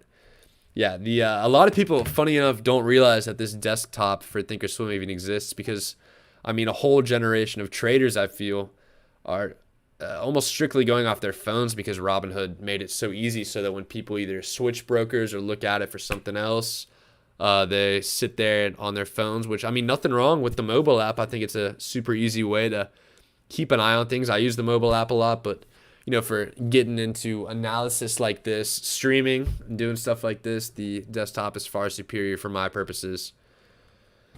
But let's see. Yeah, so ATNX back on track. Decent setup where we're in the back end of a monthly expiry. So we've got a decent, really beyond decent 5.82% return on risk on the 5-strike puts. And if those fall through, we could sell 5-strike calls for April, meaning that we could hold this with the 4-ish basis headed forward. So that's a good little 1-2 setup. And again, we always want to check the news because obviously something probably happened with this one, ATNX. Go over to fundamentals, ATNX, excuse me. Oh, they're a pharmaceutical company. So I would assume, of course, these are all, everything we look at, I feel like is a pharmaceutical company. But this big drop was on beginning of March. Some analysts have downgraded to a $5 price target, $6, $7, $5. Something obviously must have happened. Safety concerns with their breast cancer drug candidate. So again, pharmaceutical companies, super risky. At least the price targets are leaving some room for growth. This isn't one I'm personally going to get on, but it's just an example of how you can use the screener to pull up decent opportunities. And like we mentioned, we're going to do Cloudera as well because that's a software company at least. And I probably should have been able to take a hint that the FinViz tells us the industry, so I probably should have been able to see that before I got into it. But Cloudera, software application, RSI below 30, meaning a good entry point. So we're going to take a look at that one. Ticker CLDR. Close the news out here really quickly. This is the 1-year chart. I think it's really more useful in this situation to go 180 because that COVID base that we see for a lot of these tickers really is far below where they conceivably would trade a year later. So the 180 day looks like maybe a level of support here up in the 14. We're below that though, obviously, so we're looking for potentially the next level of support. And what I'm seeing is back in this last summer between July, August, kind of bottomed out around, we could call that 11.50, $11, 11.50 maybe. So we could look into plays where we'd be able to have our basis around 11.50 sometime soon. They just had earnings and dropped off that, so any earnings risk in the potential coming weeks has been mitigated since it's going to be another 3 months till another quarterly earnings report. Another great thing we like to see is weekly options here. The return on risk isn't typically as high as we would like. So if you sold a 12.5 strike put, you'd be stuck with a 12.25 basis. It looks like weekly call premium is similar, about 25-30 cents at a time. And to be completely honest, while this is decent premium objectively, we like to talk about what 1.92% would annualize to. If you compare it to something like an HYLN, where you could get a 1.92% between conceivably what would be 13 and a half, and be at a place where your cushion is down here, as opposed to CLDR, where you sell at 12.5, your cushion's down to 12.25 down here. It's a little different, especially off a stock that's dropped from 19 to 12.8. Do you want to play a stock that's dropped $7, which is 33% of the price in the last 20 trading days, when you're only getting 25 cents of premium per week to protect yourself with? And that's one where I don't think it's as great of an opportunity. Now, what you could do here, actually, it'd probably be, I was about to say purchase the shares and then sell 13 strike calls because they're going for the same premium as the 12.5 strike puts. But, while you could potentially collect 24 cents of upside and the premium, that is, almost completely equaled out by the 24 or the 26 cents of downside really that you get here, and the same exact premium basically. So fundamentally, they're basically the same. It's whether or not you are making the argument of whether you think it could get up to 13 or if you like the cushion that the 12.5 gives you. But in the context of everything else that we've looked at tonight, I just don't think this premium is good enough for what looks like decent downside potential risk on this one. So I would leave that alone. But point being, this is a great way to at least give yourself some trade ideas and give yourself a list of stocks to run some analysis and research on to see if they are something that would fit your potential risk to reward profile, or whatever industry you might be trying to target, something like that. And that is kind of the last idea I wanted to touch on. We will have some more next week about different ways that we look, but in the being mindful of time here and the fact that we've got some suggestions in the chat that we want to look through, we're going to do that now so that we don't spend the rest of the time with me rambling about different, ways and strategies to find the best option selling plays on the market. We could get right back into this next week when we do it, but let's get into some good old stock analysis. So the first suggestion was from Vicente. Again, appreciate you. I know you've been in the chat watching some of these streams, Vicente, so always happy to have you on. But it was about ticker GDRX, GoodRx Holdings. Again, I guess we can't shake the whole medical theme of the night.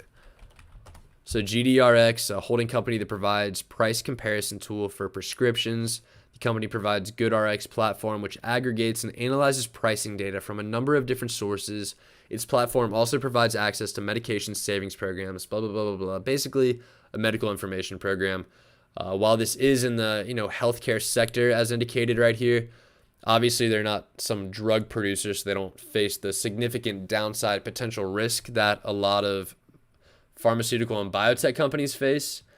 But let's talk about entries, since we've been talking about RSI for what seems like the last 30 minutes. This looks like a really solid entry just on the 20-day, since it was at 57 back, just under a month ago, and now it's pushing high 30s.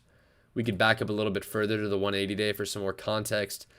And yeah, it looks like if we had to pick a next level of support, this would almost be it. This level that it traded back end of November all the way to, mid-December in this mid to high 30s range. So this looks like a solid entry, and I would imagine the price would bounce around here a little bit. It looks like they're down off, probably rough earnings, as we could put our mouse over this.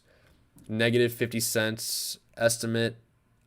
Looks like they made a profit actually, so they beat on EPS. So I'd imagine some sort of a negative guidance or some sort of revenue miss is what caused this.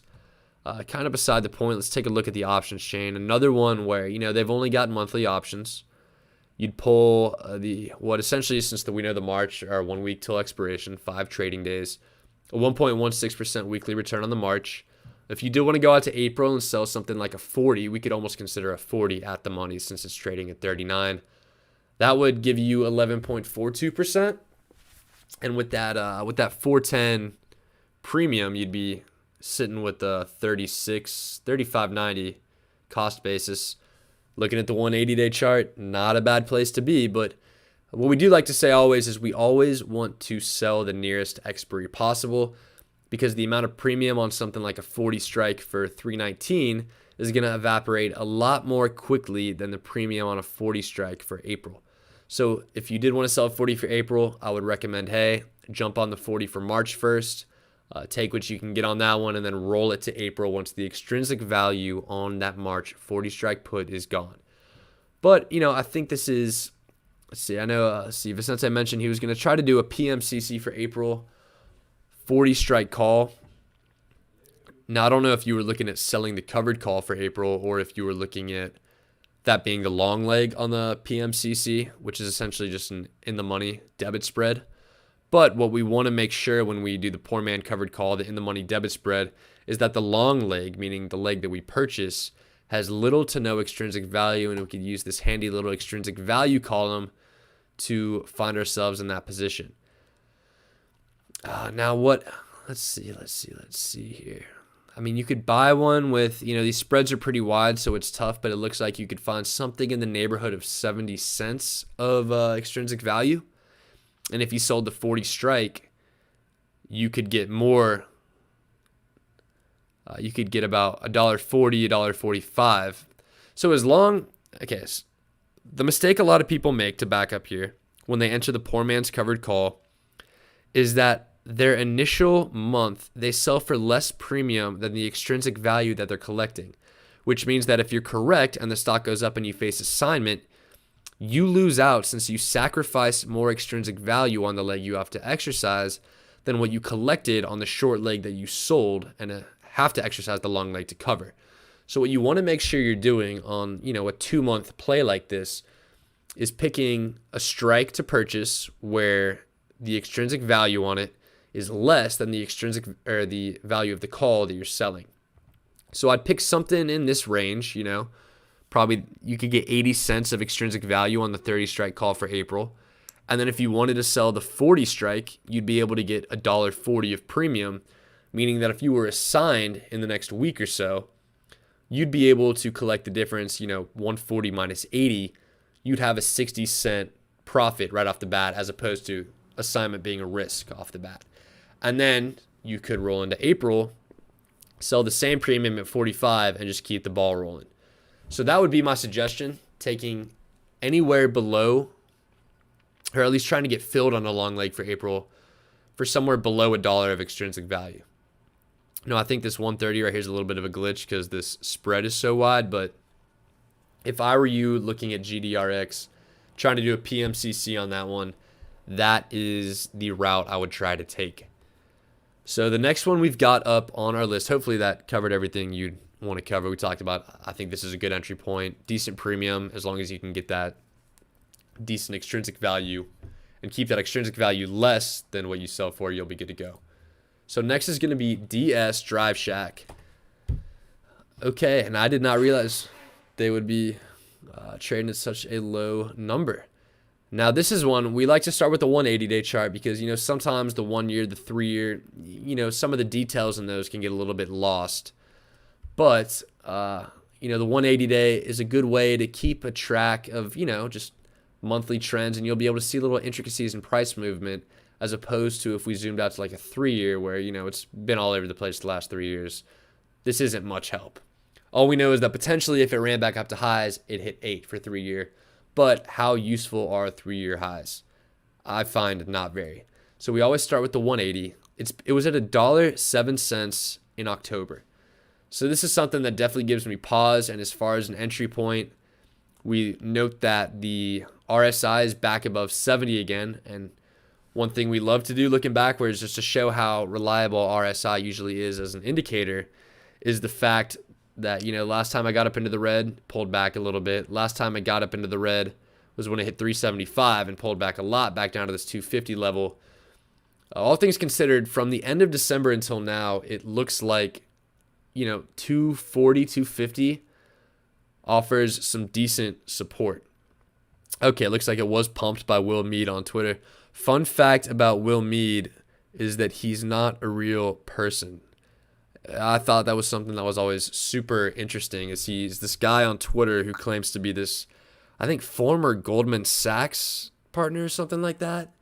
And there is no record of anyone under that name ever having worked at Goldman Sachs. So he is like, from that perspective, it's kind of scammy. There's actually a whole rabbit hole you could go down about it. He's not actually a former banker. I could try to, in the Discord later, try to dig up the link where I read about this. But it's really strange because a few years ago, I think he almost made that persona to try to, what you see on social media all the time, act like you're some hotshot in the stock market and sell subscriptions to something. And I think that was his game. But yes, so Will Mead, the person, does not exist. So everything they say I take with a grain of salt. And it seems like a lot of it is in the business of pumping stuff. As you mentioned, he mentioned it on Twitter and it jumped up to $3. But, maybe one that would be interesting if it dropped back to this 250 level. But at the same time, I would always be wary of this, sub $2 pending downside. Let me check the volume on these options. We always want to ensure liquidity. And, decent volume. Oh my God, look at 20,000. That is, talk about being pumped. There were 46,000 calls traded just on last Friday for a stock that is $3.14. That is nuts. And, that's definitely something that suggests there could be some sort of squeeze or something like that. If you wanted to potentially get in on that action, you could, purchase the stock and then at least sell some premium on the 5-strike calls to give yourself a 10 to 15% cushion and have a basis at 3 headed into April, which you could then, well, here's something that would be interesting. You could sell, actually, let me pull up the Excel, do a little scratch work on this one. Could zoom in right here really quickly. So let's say you started, and again, this is probably not the sheet I should be doing this on. This is my main profit tracker. But let's say you bought the shares at 314, right? 314 basis. And you wanted to start off by selling, let's say you got 15 cents for these 5-strike calls. So we're going to call these the 319 5C for 15 cents. Your new basis is going to be 314 minus this for a 299 basis. Now, let's say these get called away at $5 a share.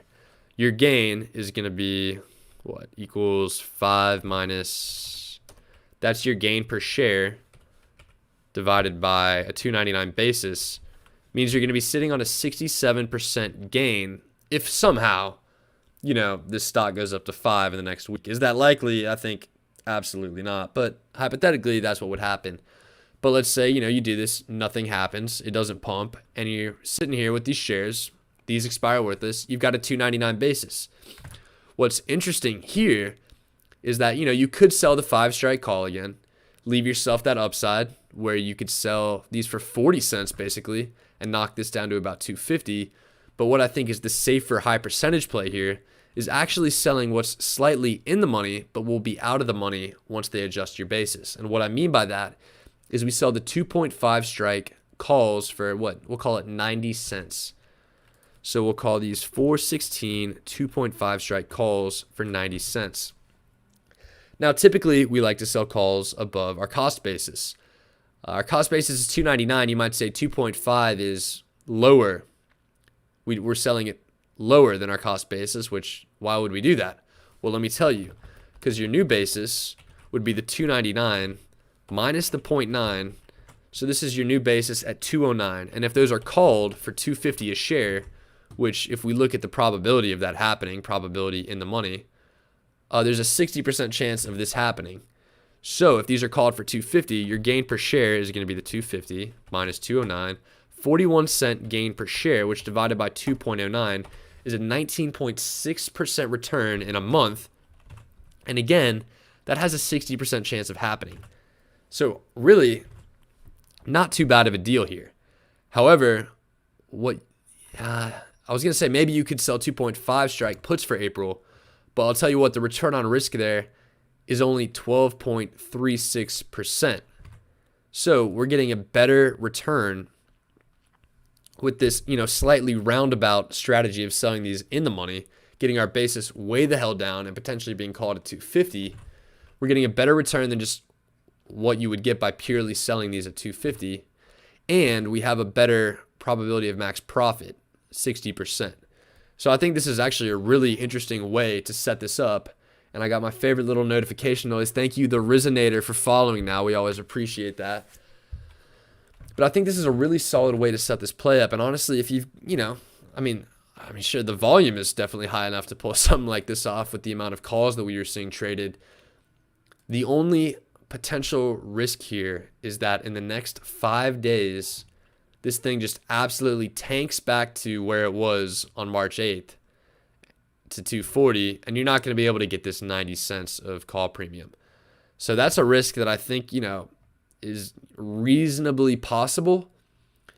It looks like they had decent earnings. They expected a loss, analysts did, and they came out with a 13 cent per share gain. So if you kind of want to ride the lightning here and say, because here's what could happen. It could run up. Objectively, there's two things that could happen next week. It could drop back down to where, you're running the risk of this 90 cents of call premium just not being there.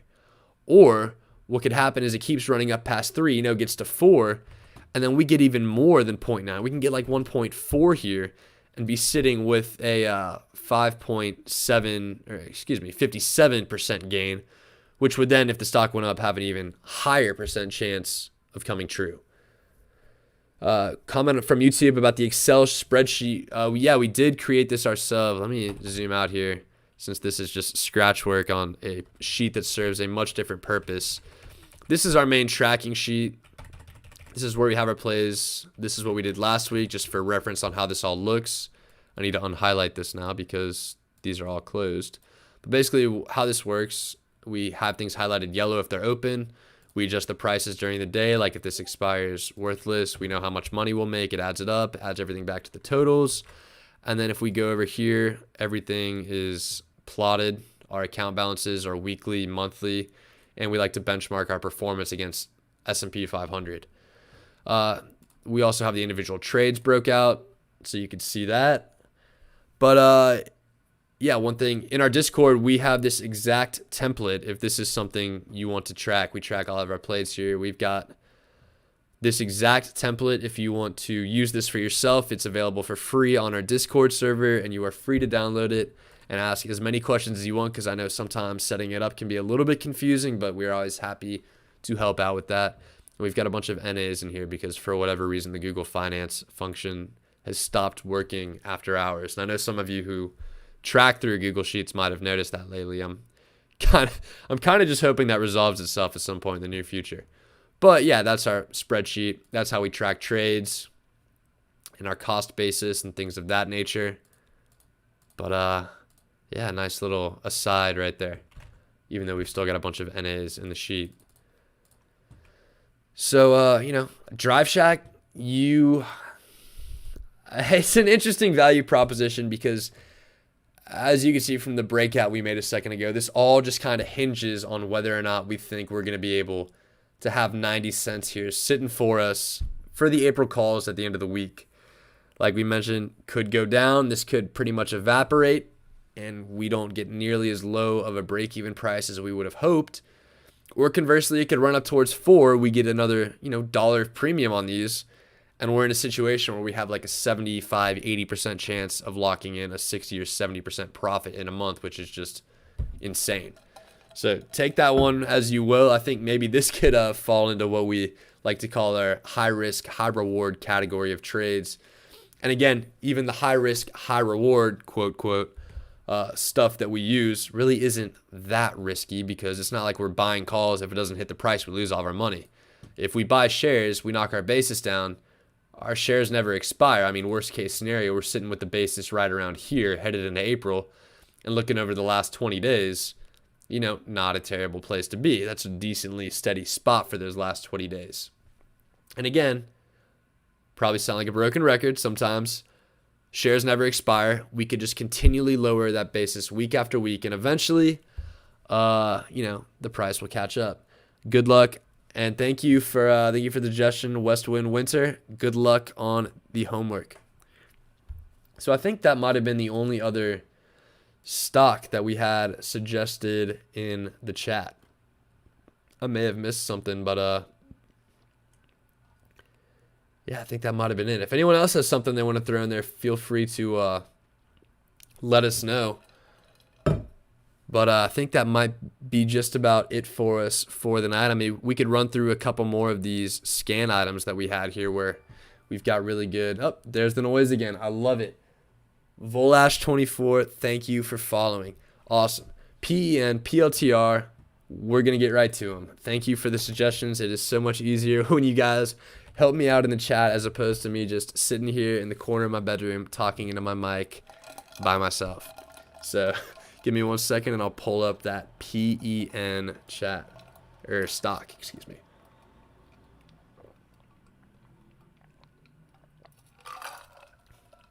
And in fact, I totally forgot about my handy little current stock graphic. So let's pop that up on the screen. All right, we are in action now. Oh, SNUNW, look at this. We got all these suggestions rolling into the chat. I love it. Could be going all night at this rate. So we've got PEN, Penumbra Inc. Never heard of this one in my life. Where do we go? Step one, the Analyze tab. PEN tells us that it is a healthcare company. We cannot escape healthcare tonight. It's focused on interventional therapies. The company designs, develops, manufactures, and markets medical devices. Marcus, we have not done UWMC yet. We will get to that. That'll be the final one we do tonight. Excuse me for not getting in on that one. Marb321, thank you for the follow.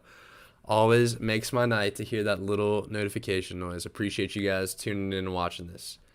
So PEN, healthcare company, design, develop, manufacture, and market medical devices, portfolio of products that address medical conditions and clinical needs. A question from Todd in the YouTube chat. I don't see the earnings tab when he goes to analyze. How can he get it? So I guess if you don't see this tab right here, full disclosure, I have no idea if that's not showing up under your earnings tab. It tells me the hotkey is Alt-7, so if you hit Analyze and then maybe Alt-7, it'll come up for you if it's hidden.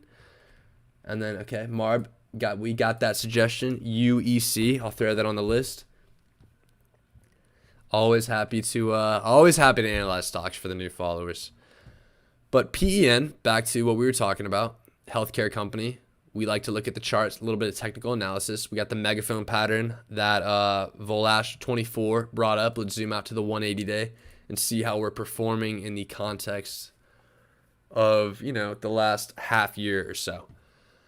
So bottomed out in, mid-December at about 150. So that's always something where I'm a little bit hesitant to jump in on something that, 3 months ago was just over half of the current share price. It's 278 right now. If we look at RSI, it tells you it's neither overbought or oversold.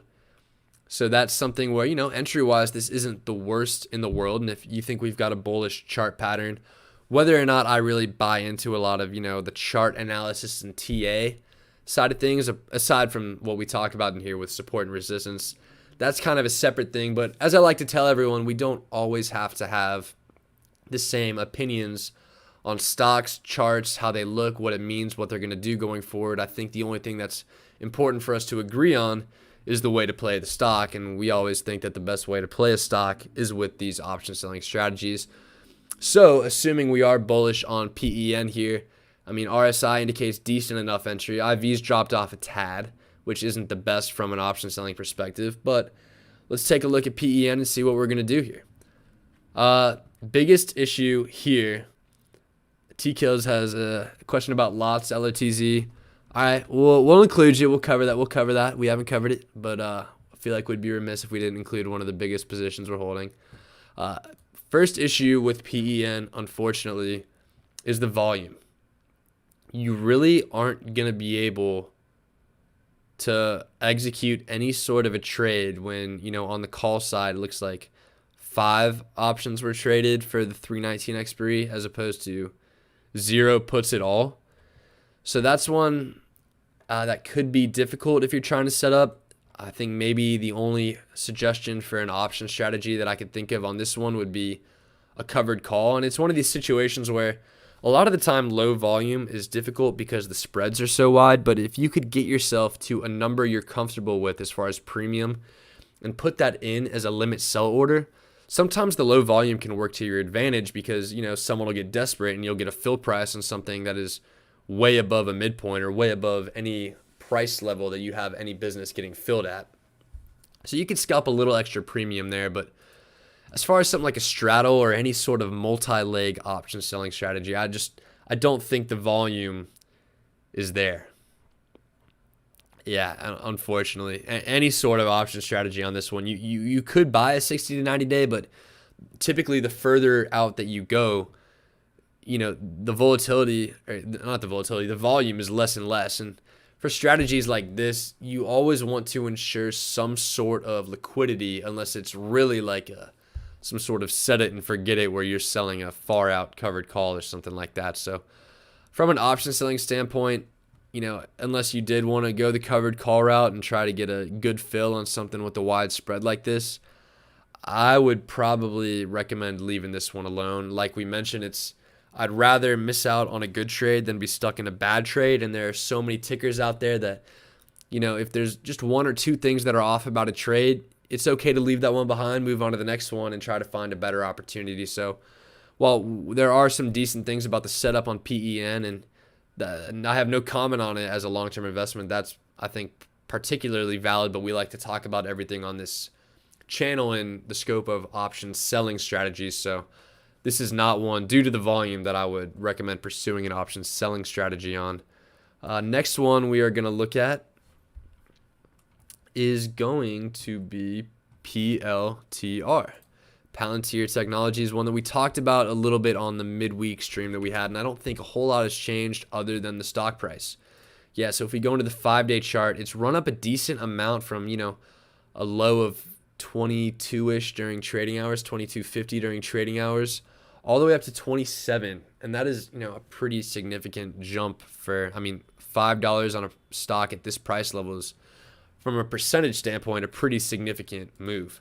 Now, if we back up to the 180 days we love to look at, we would see that this move is, kind of par for the course for a stock like this. And previously, you could see these areas of perceived support and resistance that we drew that, mostly have held true. It stayed below the resistance level, kept bouncing off support until it eventually broke through resistance. And the theory behind that is once it gets through resistance, it's going to run. And it did all the way up to 45 until we found ourselves right back in this range that we originally drew. And I think when you perform analysis like this, I think it's super useful to keep those lines on the chart for longer term analysis because as we can see, even though the initial support that we had charted out was broken, it's now back in this range and it looks like this initial support and resistance that we outlined is still holding true. But as far as entries and exits, we love to first place look at the RSI. It's at 63, so slightly elevated. I would love to see it a little bit more towards that 50 area. But we do love this stock because of what we like to talk about so much, the option premium. And this is one where you could be pretty much at the money pulling 5% a week, which when it offers $1.20 of premium on a 27 strike, that puts you back at what, a $25.75 basis roughly, which if we go back to the 5-day chart, 25.75 is right around here. That's a nice little cushion. Now, it did only spend 2 days basically last week above that, so definitely some downside risk. So this is one I wouldn't, throw your whole bag of cash at, but maybe scale into maybe 20, 30, 40, 50% of what you're comfortable with for this week, potentially at the money, but you could even go down to 26 where these would stick you with the 25.20 cost basis. That's something that would also work out for you. And if you wanted to get super safe, you could go 24 and still pull a 1.1% return in a week, which is objectively, like we talk about with how returns like this compound, a 1.1% return is really nice on a play where you have a 23.75 break-even point, which is right around that support level that we've drawn. So one where, this is a decent stock, especially in the context of the strategy that we run, because the option premium is so nice. And there's something right here that I think is interesting that I want to point out in Thinkorswim, and I think this is the expected move during the week, and it's $1.01. So basically the way things are priced, the volatility, it's expected that this would move plus or minus $1.01. So you could expect that anything below 28 is probably safe or expected. And then any put strike below, 27 minus 1, some tough mental math there for me. Anything below 26. So 26, based off this expected move that Thinkorswim is giving us, is a decent area to sell these at. And those have a 3.11% return. With that 80 cents a premium would put you at 25.20. And I think those are probably going to be your best bet given the information that we have here, particularly this expected move, areas of support and resistance. But again, do want to emphasize the fact, do not throw all your cash that you would potentially allocate to this position in right off the bat, because just 5 days ago, it was in the low 20s. And I think this area personally is where I'll be waiting for it to return in order to begin an investment on it. So that's the spiel on PLTR. Over to SUNW, which is another solar company that we talked about. And solar has had an awesome week so far. We were in SOL, which we could pull up. I mean, these things moved kind of hand in hand throughout the week. I think we had a small debate about which would be better, and they almost ended up being the exact same. So I guess that one might have been a waste of breath. But solar is one. We like to talk about what industries we want to invest in. We love green energy. We think green energy is going to be one that goes up in the long term. However, stocks like this do give me a little bit of pause because, back in September of last year, it was 80 cents a share. So that's a pretty damn, the immediate risk is definitely there. We could drop pretty hard, and we like to look at RSI. This thing is 63, and we got Todd in the chat saying RKT, CSP. We can look at that one as well. I'll put Rocket Mortgage on the list, and I'll get around to that in just a second. But for SUNW, obviously, this type of volatility, this initial huge jump is going to breed some awesome premiums. But the issue we run into, not so much this week because these have monthly expiries, and the monthly expiry is this week. But beyond this, you're locking your money in for a decent amount of time on something that's pretty volatile. So I think as far as a solar play, SOL, which almost has, we'll go back and forth between these. Look at this. Look at these graphs. They're almost the exact same. So you're getting pretty much the same exact thing. And we do have a comment from Marcus that new infrastructure and green energy bill might do something to boost the solar stocks even more. And that's something I definitely agree with, and one of those things where we're only going to see more and more environmentally conscious policies, I believe, in the near future. So that's why I love stocks like this, but at some point you have to ask yourself, okay, this thing was at $1 half a year ago. At what point did we price in some pretty decent future growth, and are we going to see a pullback to, maybe the $7 or $8 level, which might be a little bit more reasonable? So in the short term, I exited my SOL position. I was perfectly happy with having this thing run back up above my cost basis and closing out for a gain overall in the position after it moved. This thing went from 18 to 10 and then back up to 17. We thought we were just in the gutter going to be bag holding this for a while, and it literally rebounded to a gain for us in 2 days. The volatility is insane, and that breeds phenomenal option premium. But as I was getting to initially, SUNW and SOL, pretty much the same chart. But the difference from an option selling perspective is SOL has weekly options, but SUNW does not. So because of that reason, SOL is kind of our preferred name for solar companies. But again, the volume isn't incredible. And we did run into some liquidity issues as we were trying to close out. Obviously, we eventually were able to get out of our position. So, I mean, if you put a sell order at something reasonable enough, you'll be able to get something closed out, but maybe not as quickly as you would like. But with this one, some really, really nice weekly returns. I mean, you could go pretty far. You could go down to 13 for this week and get a 3.17% return. That is volatility. And if you get a fill down here at 11.50 for 25 cents, that's a 2.22% return on what gives you like almost 30% of downside for the week. Insane, insane, insane. So what's the ticker on SunPower? I know SPWR. I took the words right out of my mouth.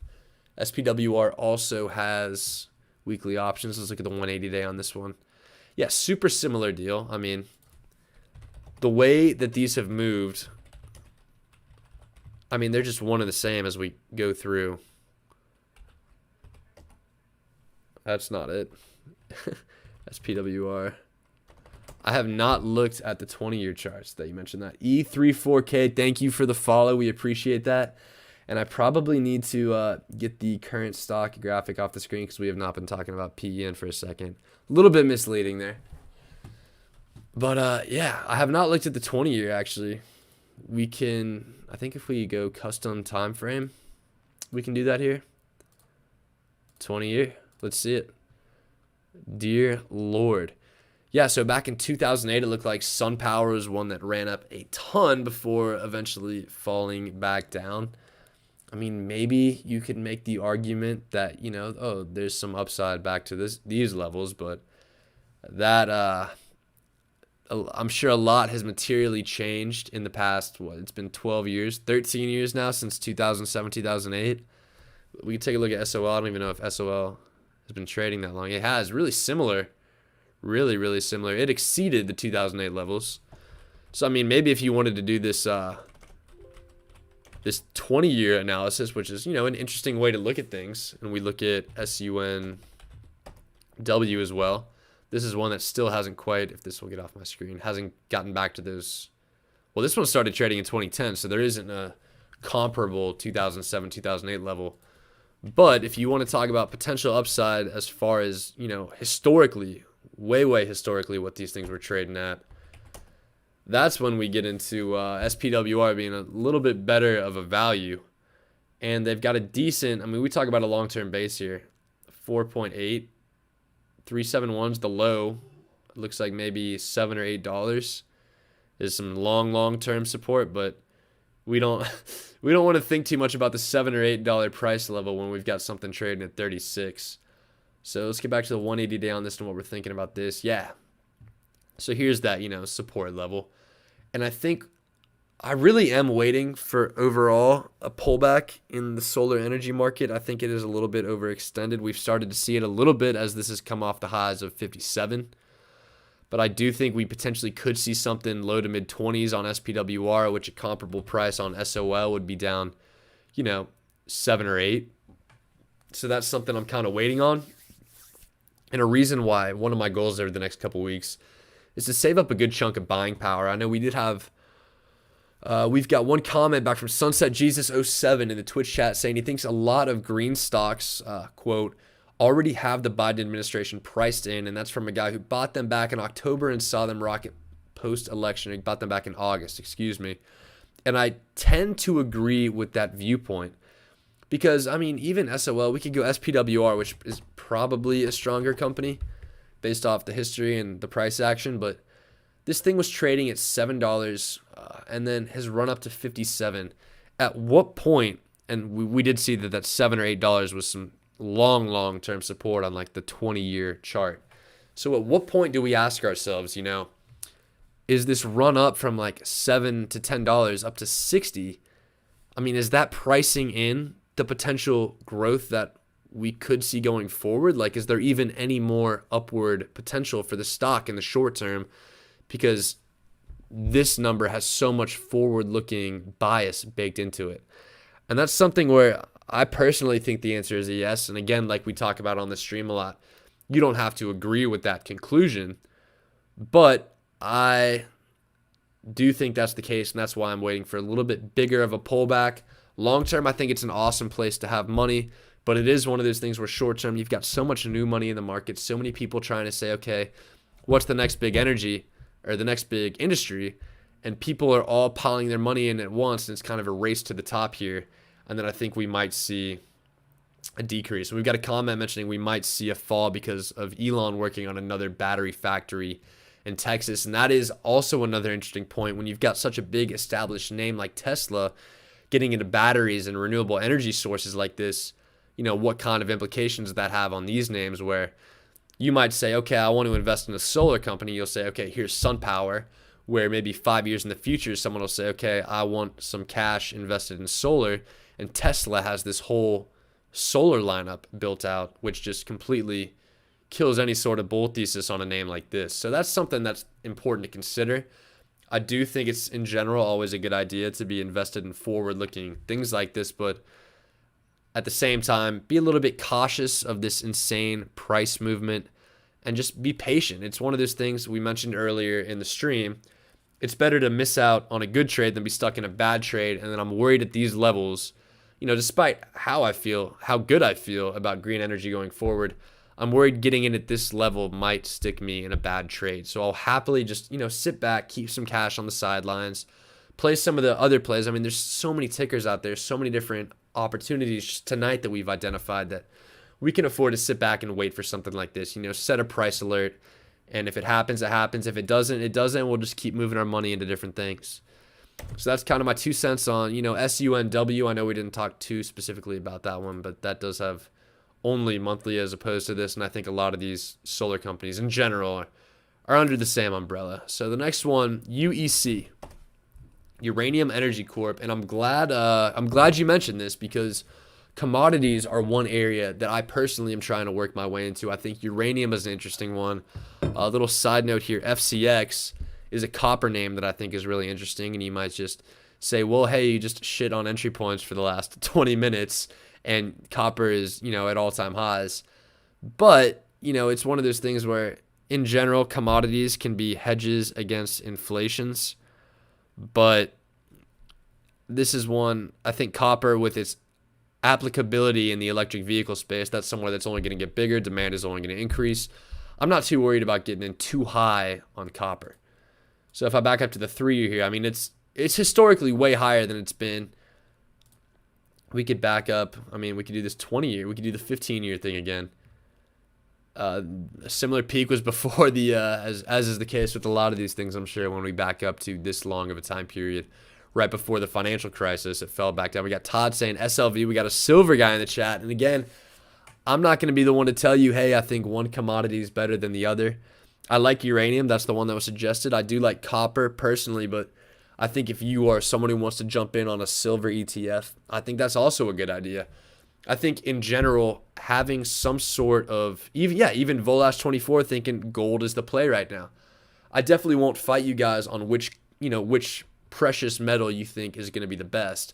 I do, however, think in the scope and interest of having a diversified portfolio and what we're trying to accomplish here, having some sort of commodity, whether it's copper, whether it's gold, whether it's silver, or if it's uranium even, I think just having a position in one of those, even if you want to be diversified across some of those metals, just having a position period in a commodity like that is incredibly important.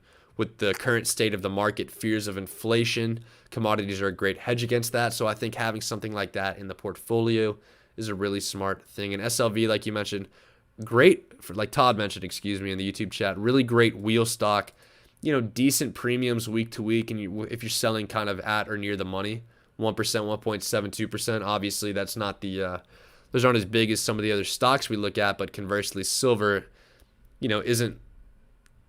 doesn't have this huge downside risk of going bankrupt like a company. It's silver.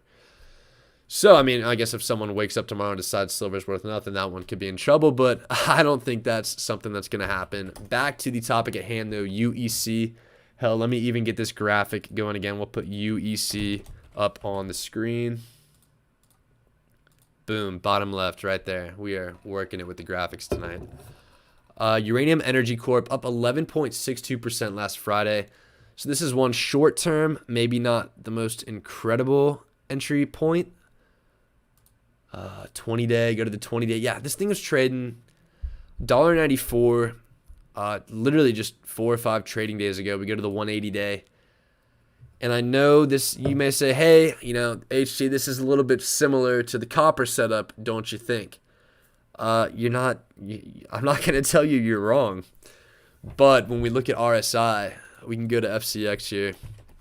FCX RSI 65, just under overbought territory. UEC RSI 74, decently into the overbought territory on the 180-day. So I think this is one where if you were looking into getting into uranium, UEC particularly, just give it a week or two. Let this thing cool off. Because, RSI, such a great indicator. Last time this thing got into the red, boom, fell down. We got some red back here on the RSI.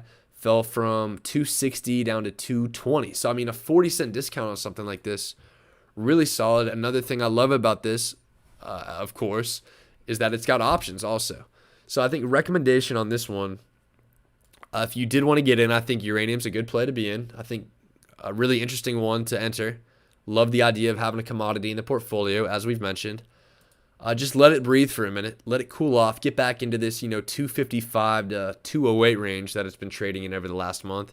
And one of those, hey, if it runs away from you up to 4, whatever, because the downside risk here in the near term is a little bit too big, in my opinion. So let it get back into this range, let it breathe a little bit, and then you could pick up some shares, potentially maybe sell some 2.5 strike puts, because what do we know about puts? We know that it's essentially a limit order. If we want to get back in the 2.5 range, what we could do is sell 2.5 strike puts this week for 10 cents a pop, which would give us these shares for 240 if assigned. And if it runs away up to 4, guess what?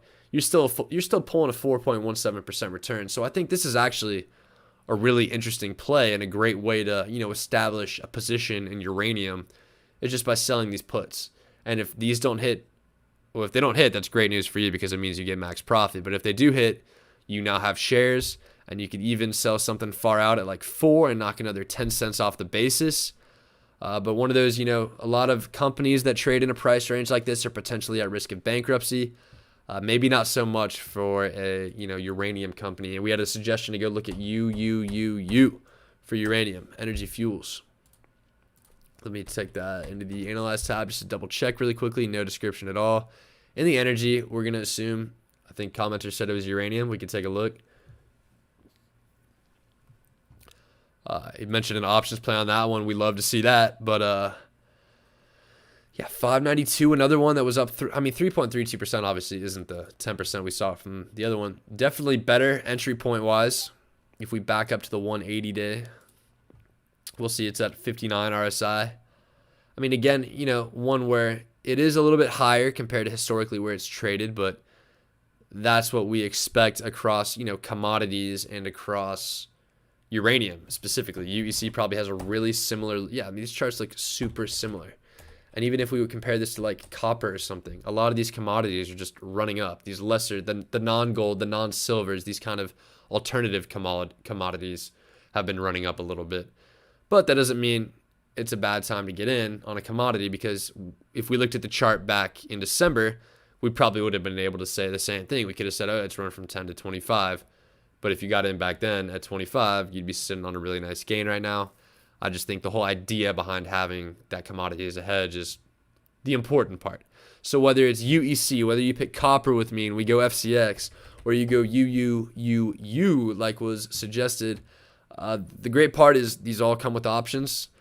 So if you do want to pick and choose an entry point, you could do so by selling puts, as we all know.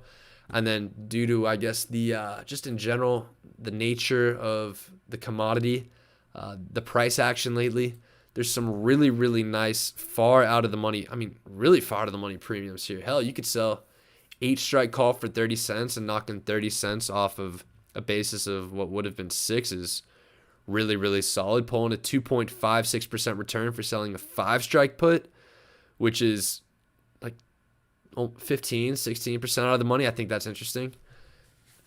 But yeah, just to summarize the discussion on commodities, I think all these are great plays, and I wouldn't, favor one over the other. Just be smart about your entry points.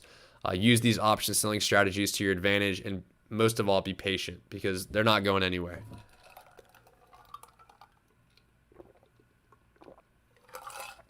All right. And then we had a comment from Volash24 in the Twitch chat. Are we considering going into weed or PHYC? I'm assuming you meant psychedelic stocks. As far as weed right now, we were in on Tilray back at, I think, the $6 or $7 level. We were in on CLVR back at the $10 level. I think CLVR has since kind of shit the bed, but yeah, that was when we were in on the SPAC pretty early on. Tilray, we were in decently early on, back around these levels. But it was one of those where we were selling cash secured puts. It ran past 10, and we're like, okay, that's too high. Little did we know it was about to run to 77. But definitely happy with the profits we were able to get on those in the meantime. But as it stands right now, I think the situation, yeah, there's Sleepy Condor in the Twitch chat. He was the king of Tilray for a while. We thought he was pushing it with 14 and 15 strike calls on Tilray. And, this thing blew through those no problem at all. And he was the beneficiary of that one. But I do feel similarly about Tilray as I do. I guess I feel similarly about the marijuana industry as I do about, green energy. We have this new administration in the United States that's, legally more weed friendly. We expect there to be a lot of green energy type regulations. So I think there could be this, people are just pouring their money into these areas, as we could see here with the spike back around February. We go to, comparably SOL, there was a spike end of January. So I'm thinking maybe what's happening there, and again, Marcus Eldon, shout out. Thank you for the follow on Twitch. And that's a very valued member of our Discord server. You are all free to join us. Sleepy, I don't know if I'm going to be talking about Wells Fargo or JP Morgan tonight. I kind of want to go to bed. So we can address that in the Discord at some point, but we'll definitely get through the list that we've got going right here. Getting back to the point that I was talking about, I think areas like green energy, areas like marijuana legalization, people are expecting that those are going to be addressed and, laws are going to be relaxed. We think regulations are going to be pushed to support those areas. So once the election kind of got cleared up, as you could see, end of January, that's when the new administration was taking hold. We go to Tilray, similar time period. These started running up mid-January and then really squeezed back in February. But I am of the opinion that these are entirely overbought as a whole, these two sectors. And while long-term I am bullish on those, I do think we should wait for them to cool off a little bit. Ian, comment from the YouTube, he just tuned in. He wants to know our consensus on UWMC. This is going to be the perfect time for you to tune in, Ian, because we are going to talk about UWMC right after. We'll do it right now, hell. UWMC. So this is one that for those of us who are following together on the Discord server, watching our YouTube videos that we've got, you are well aware that we have a sizable UWMC position, which we initiated, I think, back in December around these levels. So we had a basis of, I don't know, like 1080 initially when we got in on this, and we were having, the time of our lives up here, end of December, New Year's, when this thing was messing around $15 a share. However, it has almost taken a straight line down since then, and has dropped below net asset value of the SPAC, which is something we thought would be pretty difficult. And then it continued below that. Back, end of February during that big pullback in the market, we got down to $7 a share. However, when we made our YouTube video, I think it was right around this area when it was at $9.90, we made the claim that we thought it was the single best value in the market today. And we loved it at $9.90. You wait till you hear what we think about it at $8.30, because we love it even more at that price. Now, funny enough, we did just get this crazy squeeze out of nowhere due to Rocket Mortgage. But, that since has waned off. But we have a lot of these positions, which If we go to the options chain over here, they have a ton of extrinsic value left on them. So this is all, I mean, these position markers are everything that we hold here. But we've got, 18 cents of extrinsic value on the calls, 38 cents of extrinsic value on the 9 puts, 25 cents on the 10 puts that we sold. So we've got a ton of extrinsic value left to collect on these just over the next 5 trading days. If we could get this to bump back up to the 9 area, we would be super, super happy. And we would be just over the moon if it went up back above 10.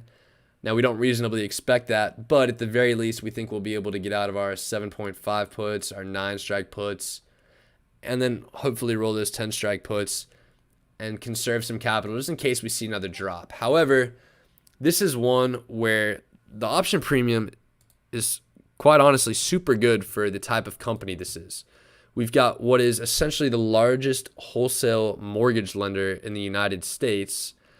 A really solid balance sheet. We dove into that a little bit in the YouTube video that we made when we talked about how good of a value it is.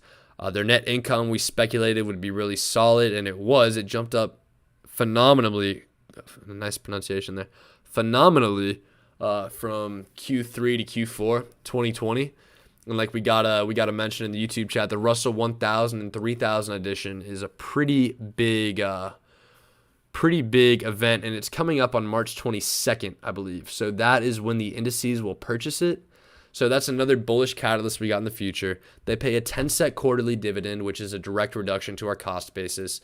And if we look at this, 10 strike calls, which are decently out of the money. Hell, 9 strike calls for an $8.30 stock are pretty damn far out of the money. These are giving you over 10% value of your basis. I feel like I worded that terribly right there, but you're getting over 10% of the stock price just from these covered calls. So if we pull the calculator up right here, a 1.05, 1.1 divided by 8.3 is you're getting a 13.2% return off the bat just from selling 9 strike calls. And that 1.1, if you get them called away just at 9, is an additional 70 cents per share, which means you're getting a 1.1 of premium plus 70 cents of stock gain for a $1.8 gain total on 830 is a 21.7% gain in 1 month on a stock with phenomenal fundamentals, a decent business, and is shown has the ability to pop. And we've got several bullish catalysts coming up. The dividend itself actually is going to be paid in April. So those who had the stock on the ex-div date haven't been paid yet, but that date, again, is upcoming in April. We've got the Russell edition, meaning indices that track the Russell 1000 and 3000 indexes are going to have to purchase a decent amount of this stock either Friday after market or next Monday before the market opens or during the day. I'm not positive on the specifics, but it's one of those things where at the end of this week or beginning of next week, it's coming. So we know that we can expect some decent buying in the near future. Now, if we can get back up to these 9 levels, the play that we have on right now is going to have a much better profit. But as it stands right now, our break even is, I think, 831 is our break even on the trade. And once April rolls around, we should be able, with these insane premiums it's offering. I would happily strangle this again with the 7.5 strike put, since this is let's see, 75-cent reduction of the cost basis off that one if you go for a 1-to-1 ratio strangle on it. And then again, if you wanted to get conservative, say, oh, I'm a little worried about putting money into this side of the strangle, just get conservative with your call strike and you could collect $1 for a 9 strike. And you could go up to 14, 15, 16 and still be collecting 40 cents of premium. The amount of premium for this stock is just, for some reason, I just cannot believe it. But as you can see, there is a ton of volume on these. The spreads are decently tight, so you better believe it. It's definitely going to be something that's there. Now, personally, my plan here, because of that Russell 1000 and 3000 edition, is normally we would, let our 10 strike calls expire and then reopen those on Friday. However, I'm going to wait until Monday, hope for a spike, and then sell calls on the spike. Because I think people do anticipate that a spike is coming, which is why we've got such good premium in these calls right here. And looking at May, you could get some pretty pretty comparable premium. I mean, May, January, February, March, April, May. Yeah, it's only just an extra month out. Thank you for being here with me as I go through my months of the year. But yeah, decent premium for decently far out of the option calls, out of the money calls. It's getting to that time of the night where I start speaking over myself, stumbling over my words, saying the wrong thing. But hopefully we can keep it together here. We've got decent call premium, pretty far out of the money. And again, that's why we love that one. I think the interesting play here is going to be how we manage the puts that we sell for April and what call strike we select. And just so much of that is going to be based upon, what happens through the next 5 trading days here and what happens next Monday on the day of inclusion in the Russell Index. So our analysis from that perspective is pretty much going to stay the same for the next 5 days. So we probably won't talk about that one too much more, but come Friday, come next weekend, we are really going to be digging into what we think is the best value. We'll be sure to have that Excel sheet up on the stream and be running through what we think from an expected value perspective, from a cost basis perspective, from a trade probability perspective, what we think is really the best option. But for now, if you don't have a play in, I mean, these 9-strike puts have 37 cents of extrinsic value, and that is the highest amount of extrinsic value you could get on a single put right now. So I think those are a really good option. Well, also, if it runs back up to 9, you've got yourself a 12.85% return in a week, and I think that's pretty damn good right there. So that's our analysis on UWMC right now. Really just kind of a wait and see thing for us at the beginning. We've got 35 viewers. Better dress up for my next stream. Well, I've always said once we get up to, I think the number on Twitch is 75 concurrent viewers, and that's when we can become a Twitch partner. If we ever get that high, I will happily be the first person to purchase a webcam. Well, I guess not be the first person ever, but the first thing I do will be to purchase the webcam, throw it on top of my computer, and I'll be showing up in the bottom right of the screen down here, my smiling face in the corner of my bedroom going through some of these trade ideas for the week. So, I mean, hopefully we can get there. I've been really happy with the participation tonight. I really appreciate everyone who's been on here helping me out, throwing ideas back and forth, because hopefully I'm helping you guys with some of the analysis we're doing here, but equally you guys are helping me by giving me some stocks to take a peek through as we run through this. And I think we're about 2.5 hours deep in this stream right now, so we've been really rolling through it here this Sunday night. So appreciate you guys who have hung on with me through the whole time for this. But with that said, that's kind of the extent of our UWMC analysis. That one's going to get a whole lot more interesting 5, 6, 7 days from now, so stay posted for that. The next one we're going to go take a peek at, here's a little segue for you. RKT, another mortgage company, Rocket Mortgage. We had, let me scroll back up in the chat real quick. I forgot who it was. I said they had Rocket cash secured puts. If it was you, let me know. I think it might have been, was it Todd in the YouTube chat? Let's see. I'm doing a really good job scrolling through here and just completely not seeing what I was about to reference. Okay, for some reason I can't find the message. It might be because it's getting late, but we're going to roll right through. We know that someone sold cash secured puts on Rocket Mortgage. I think low to mid 20 was the strike price. Forgot the exact number. Interesting here, you see these are really, really strange numbers, right? That is because I would assume they paid a dividend. And you can see right here, $1.11. What's interesting about, strike prices is that they're adjusted when dividends are paid out to account for the payment of the dividend.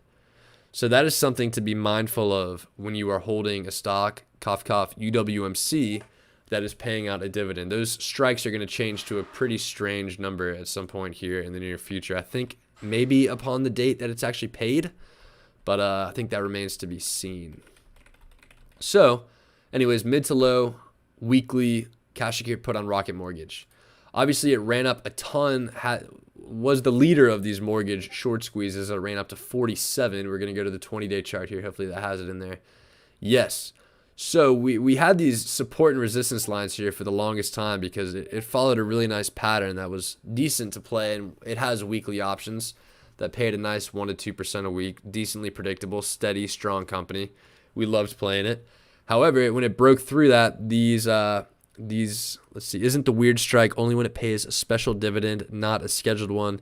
Full disclosure, I think there is a lot of stuff I know, but a lot of stuff I do not know as well. That is something I don't definitively know the answer on. I'm not sure if these weird strikes apply just to regular or special dividends. That's something we can look at and figure it out, because that's important to know for UWMC moving forward. Back to RKT, these lines essentially were rendered useless when the squeeze started, and it just ran clean through them up to 40. But now it looks like it started to fall back down. However, I think they had good earnings that kind of were a catalyst for this. So it looks like 24-25 seems to be the range that it's starting to consolidate at. So you would think anything mid to low 20s is relatively safe. And, since it did squeeze, there's still some decent premiums for when you go out of the money like that. You could 24.39, you can get a 4% return with a dollar premium that would stick you with about a 23.50 cost basis right around here. So that's not the worst thing in the world. It's one of those things where, like we saw with UWMC, whenever there's a stock that squeezes like this, in the back of people's minds after everything that happened with GameStop, as we've seen with short squeezes, there's always going to be the potential that something like this can happen again. So we'll see a lot of premium in these, calls further out of the money where, it's trading at 25, right? So let's go $3 or $2 out of the money down to 23. Those are trading for 44 cents.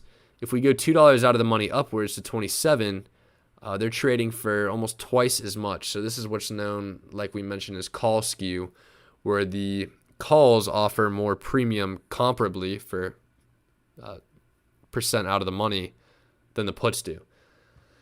However, this is one where maybe you want to be a little safer on the front end, since potentially if it did keep going down, we could see this low 20 level again. So nothing wrong with starting this one off with cash secured puts, just because of that potential for the further downside movement from 25 to 20 here in the near future.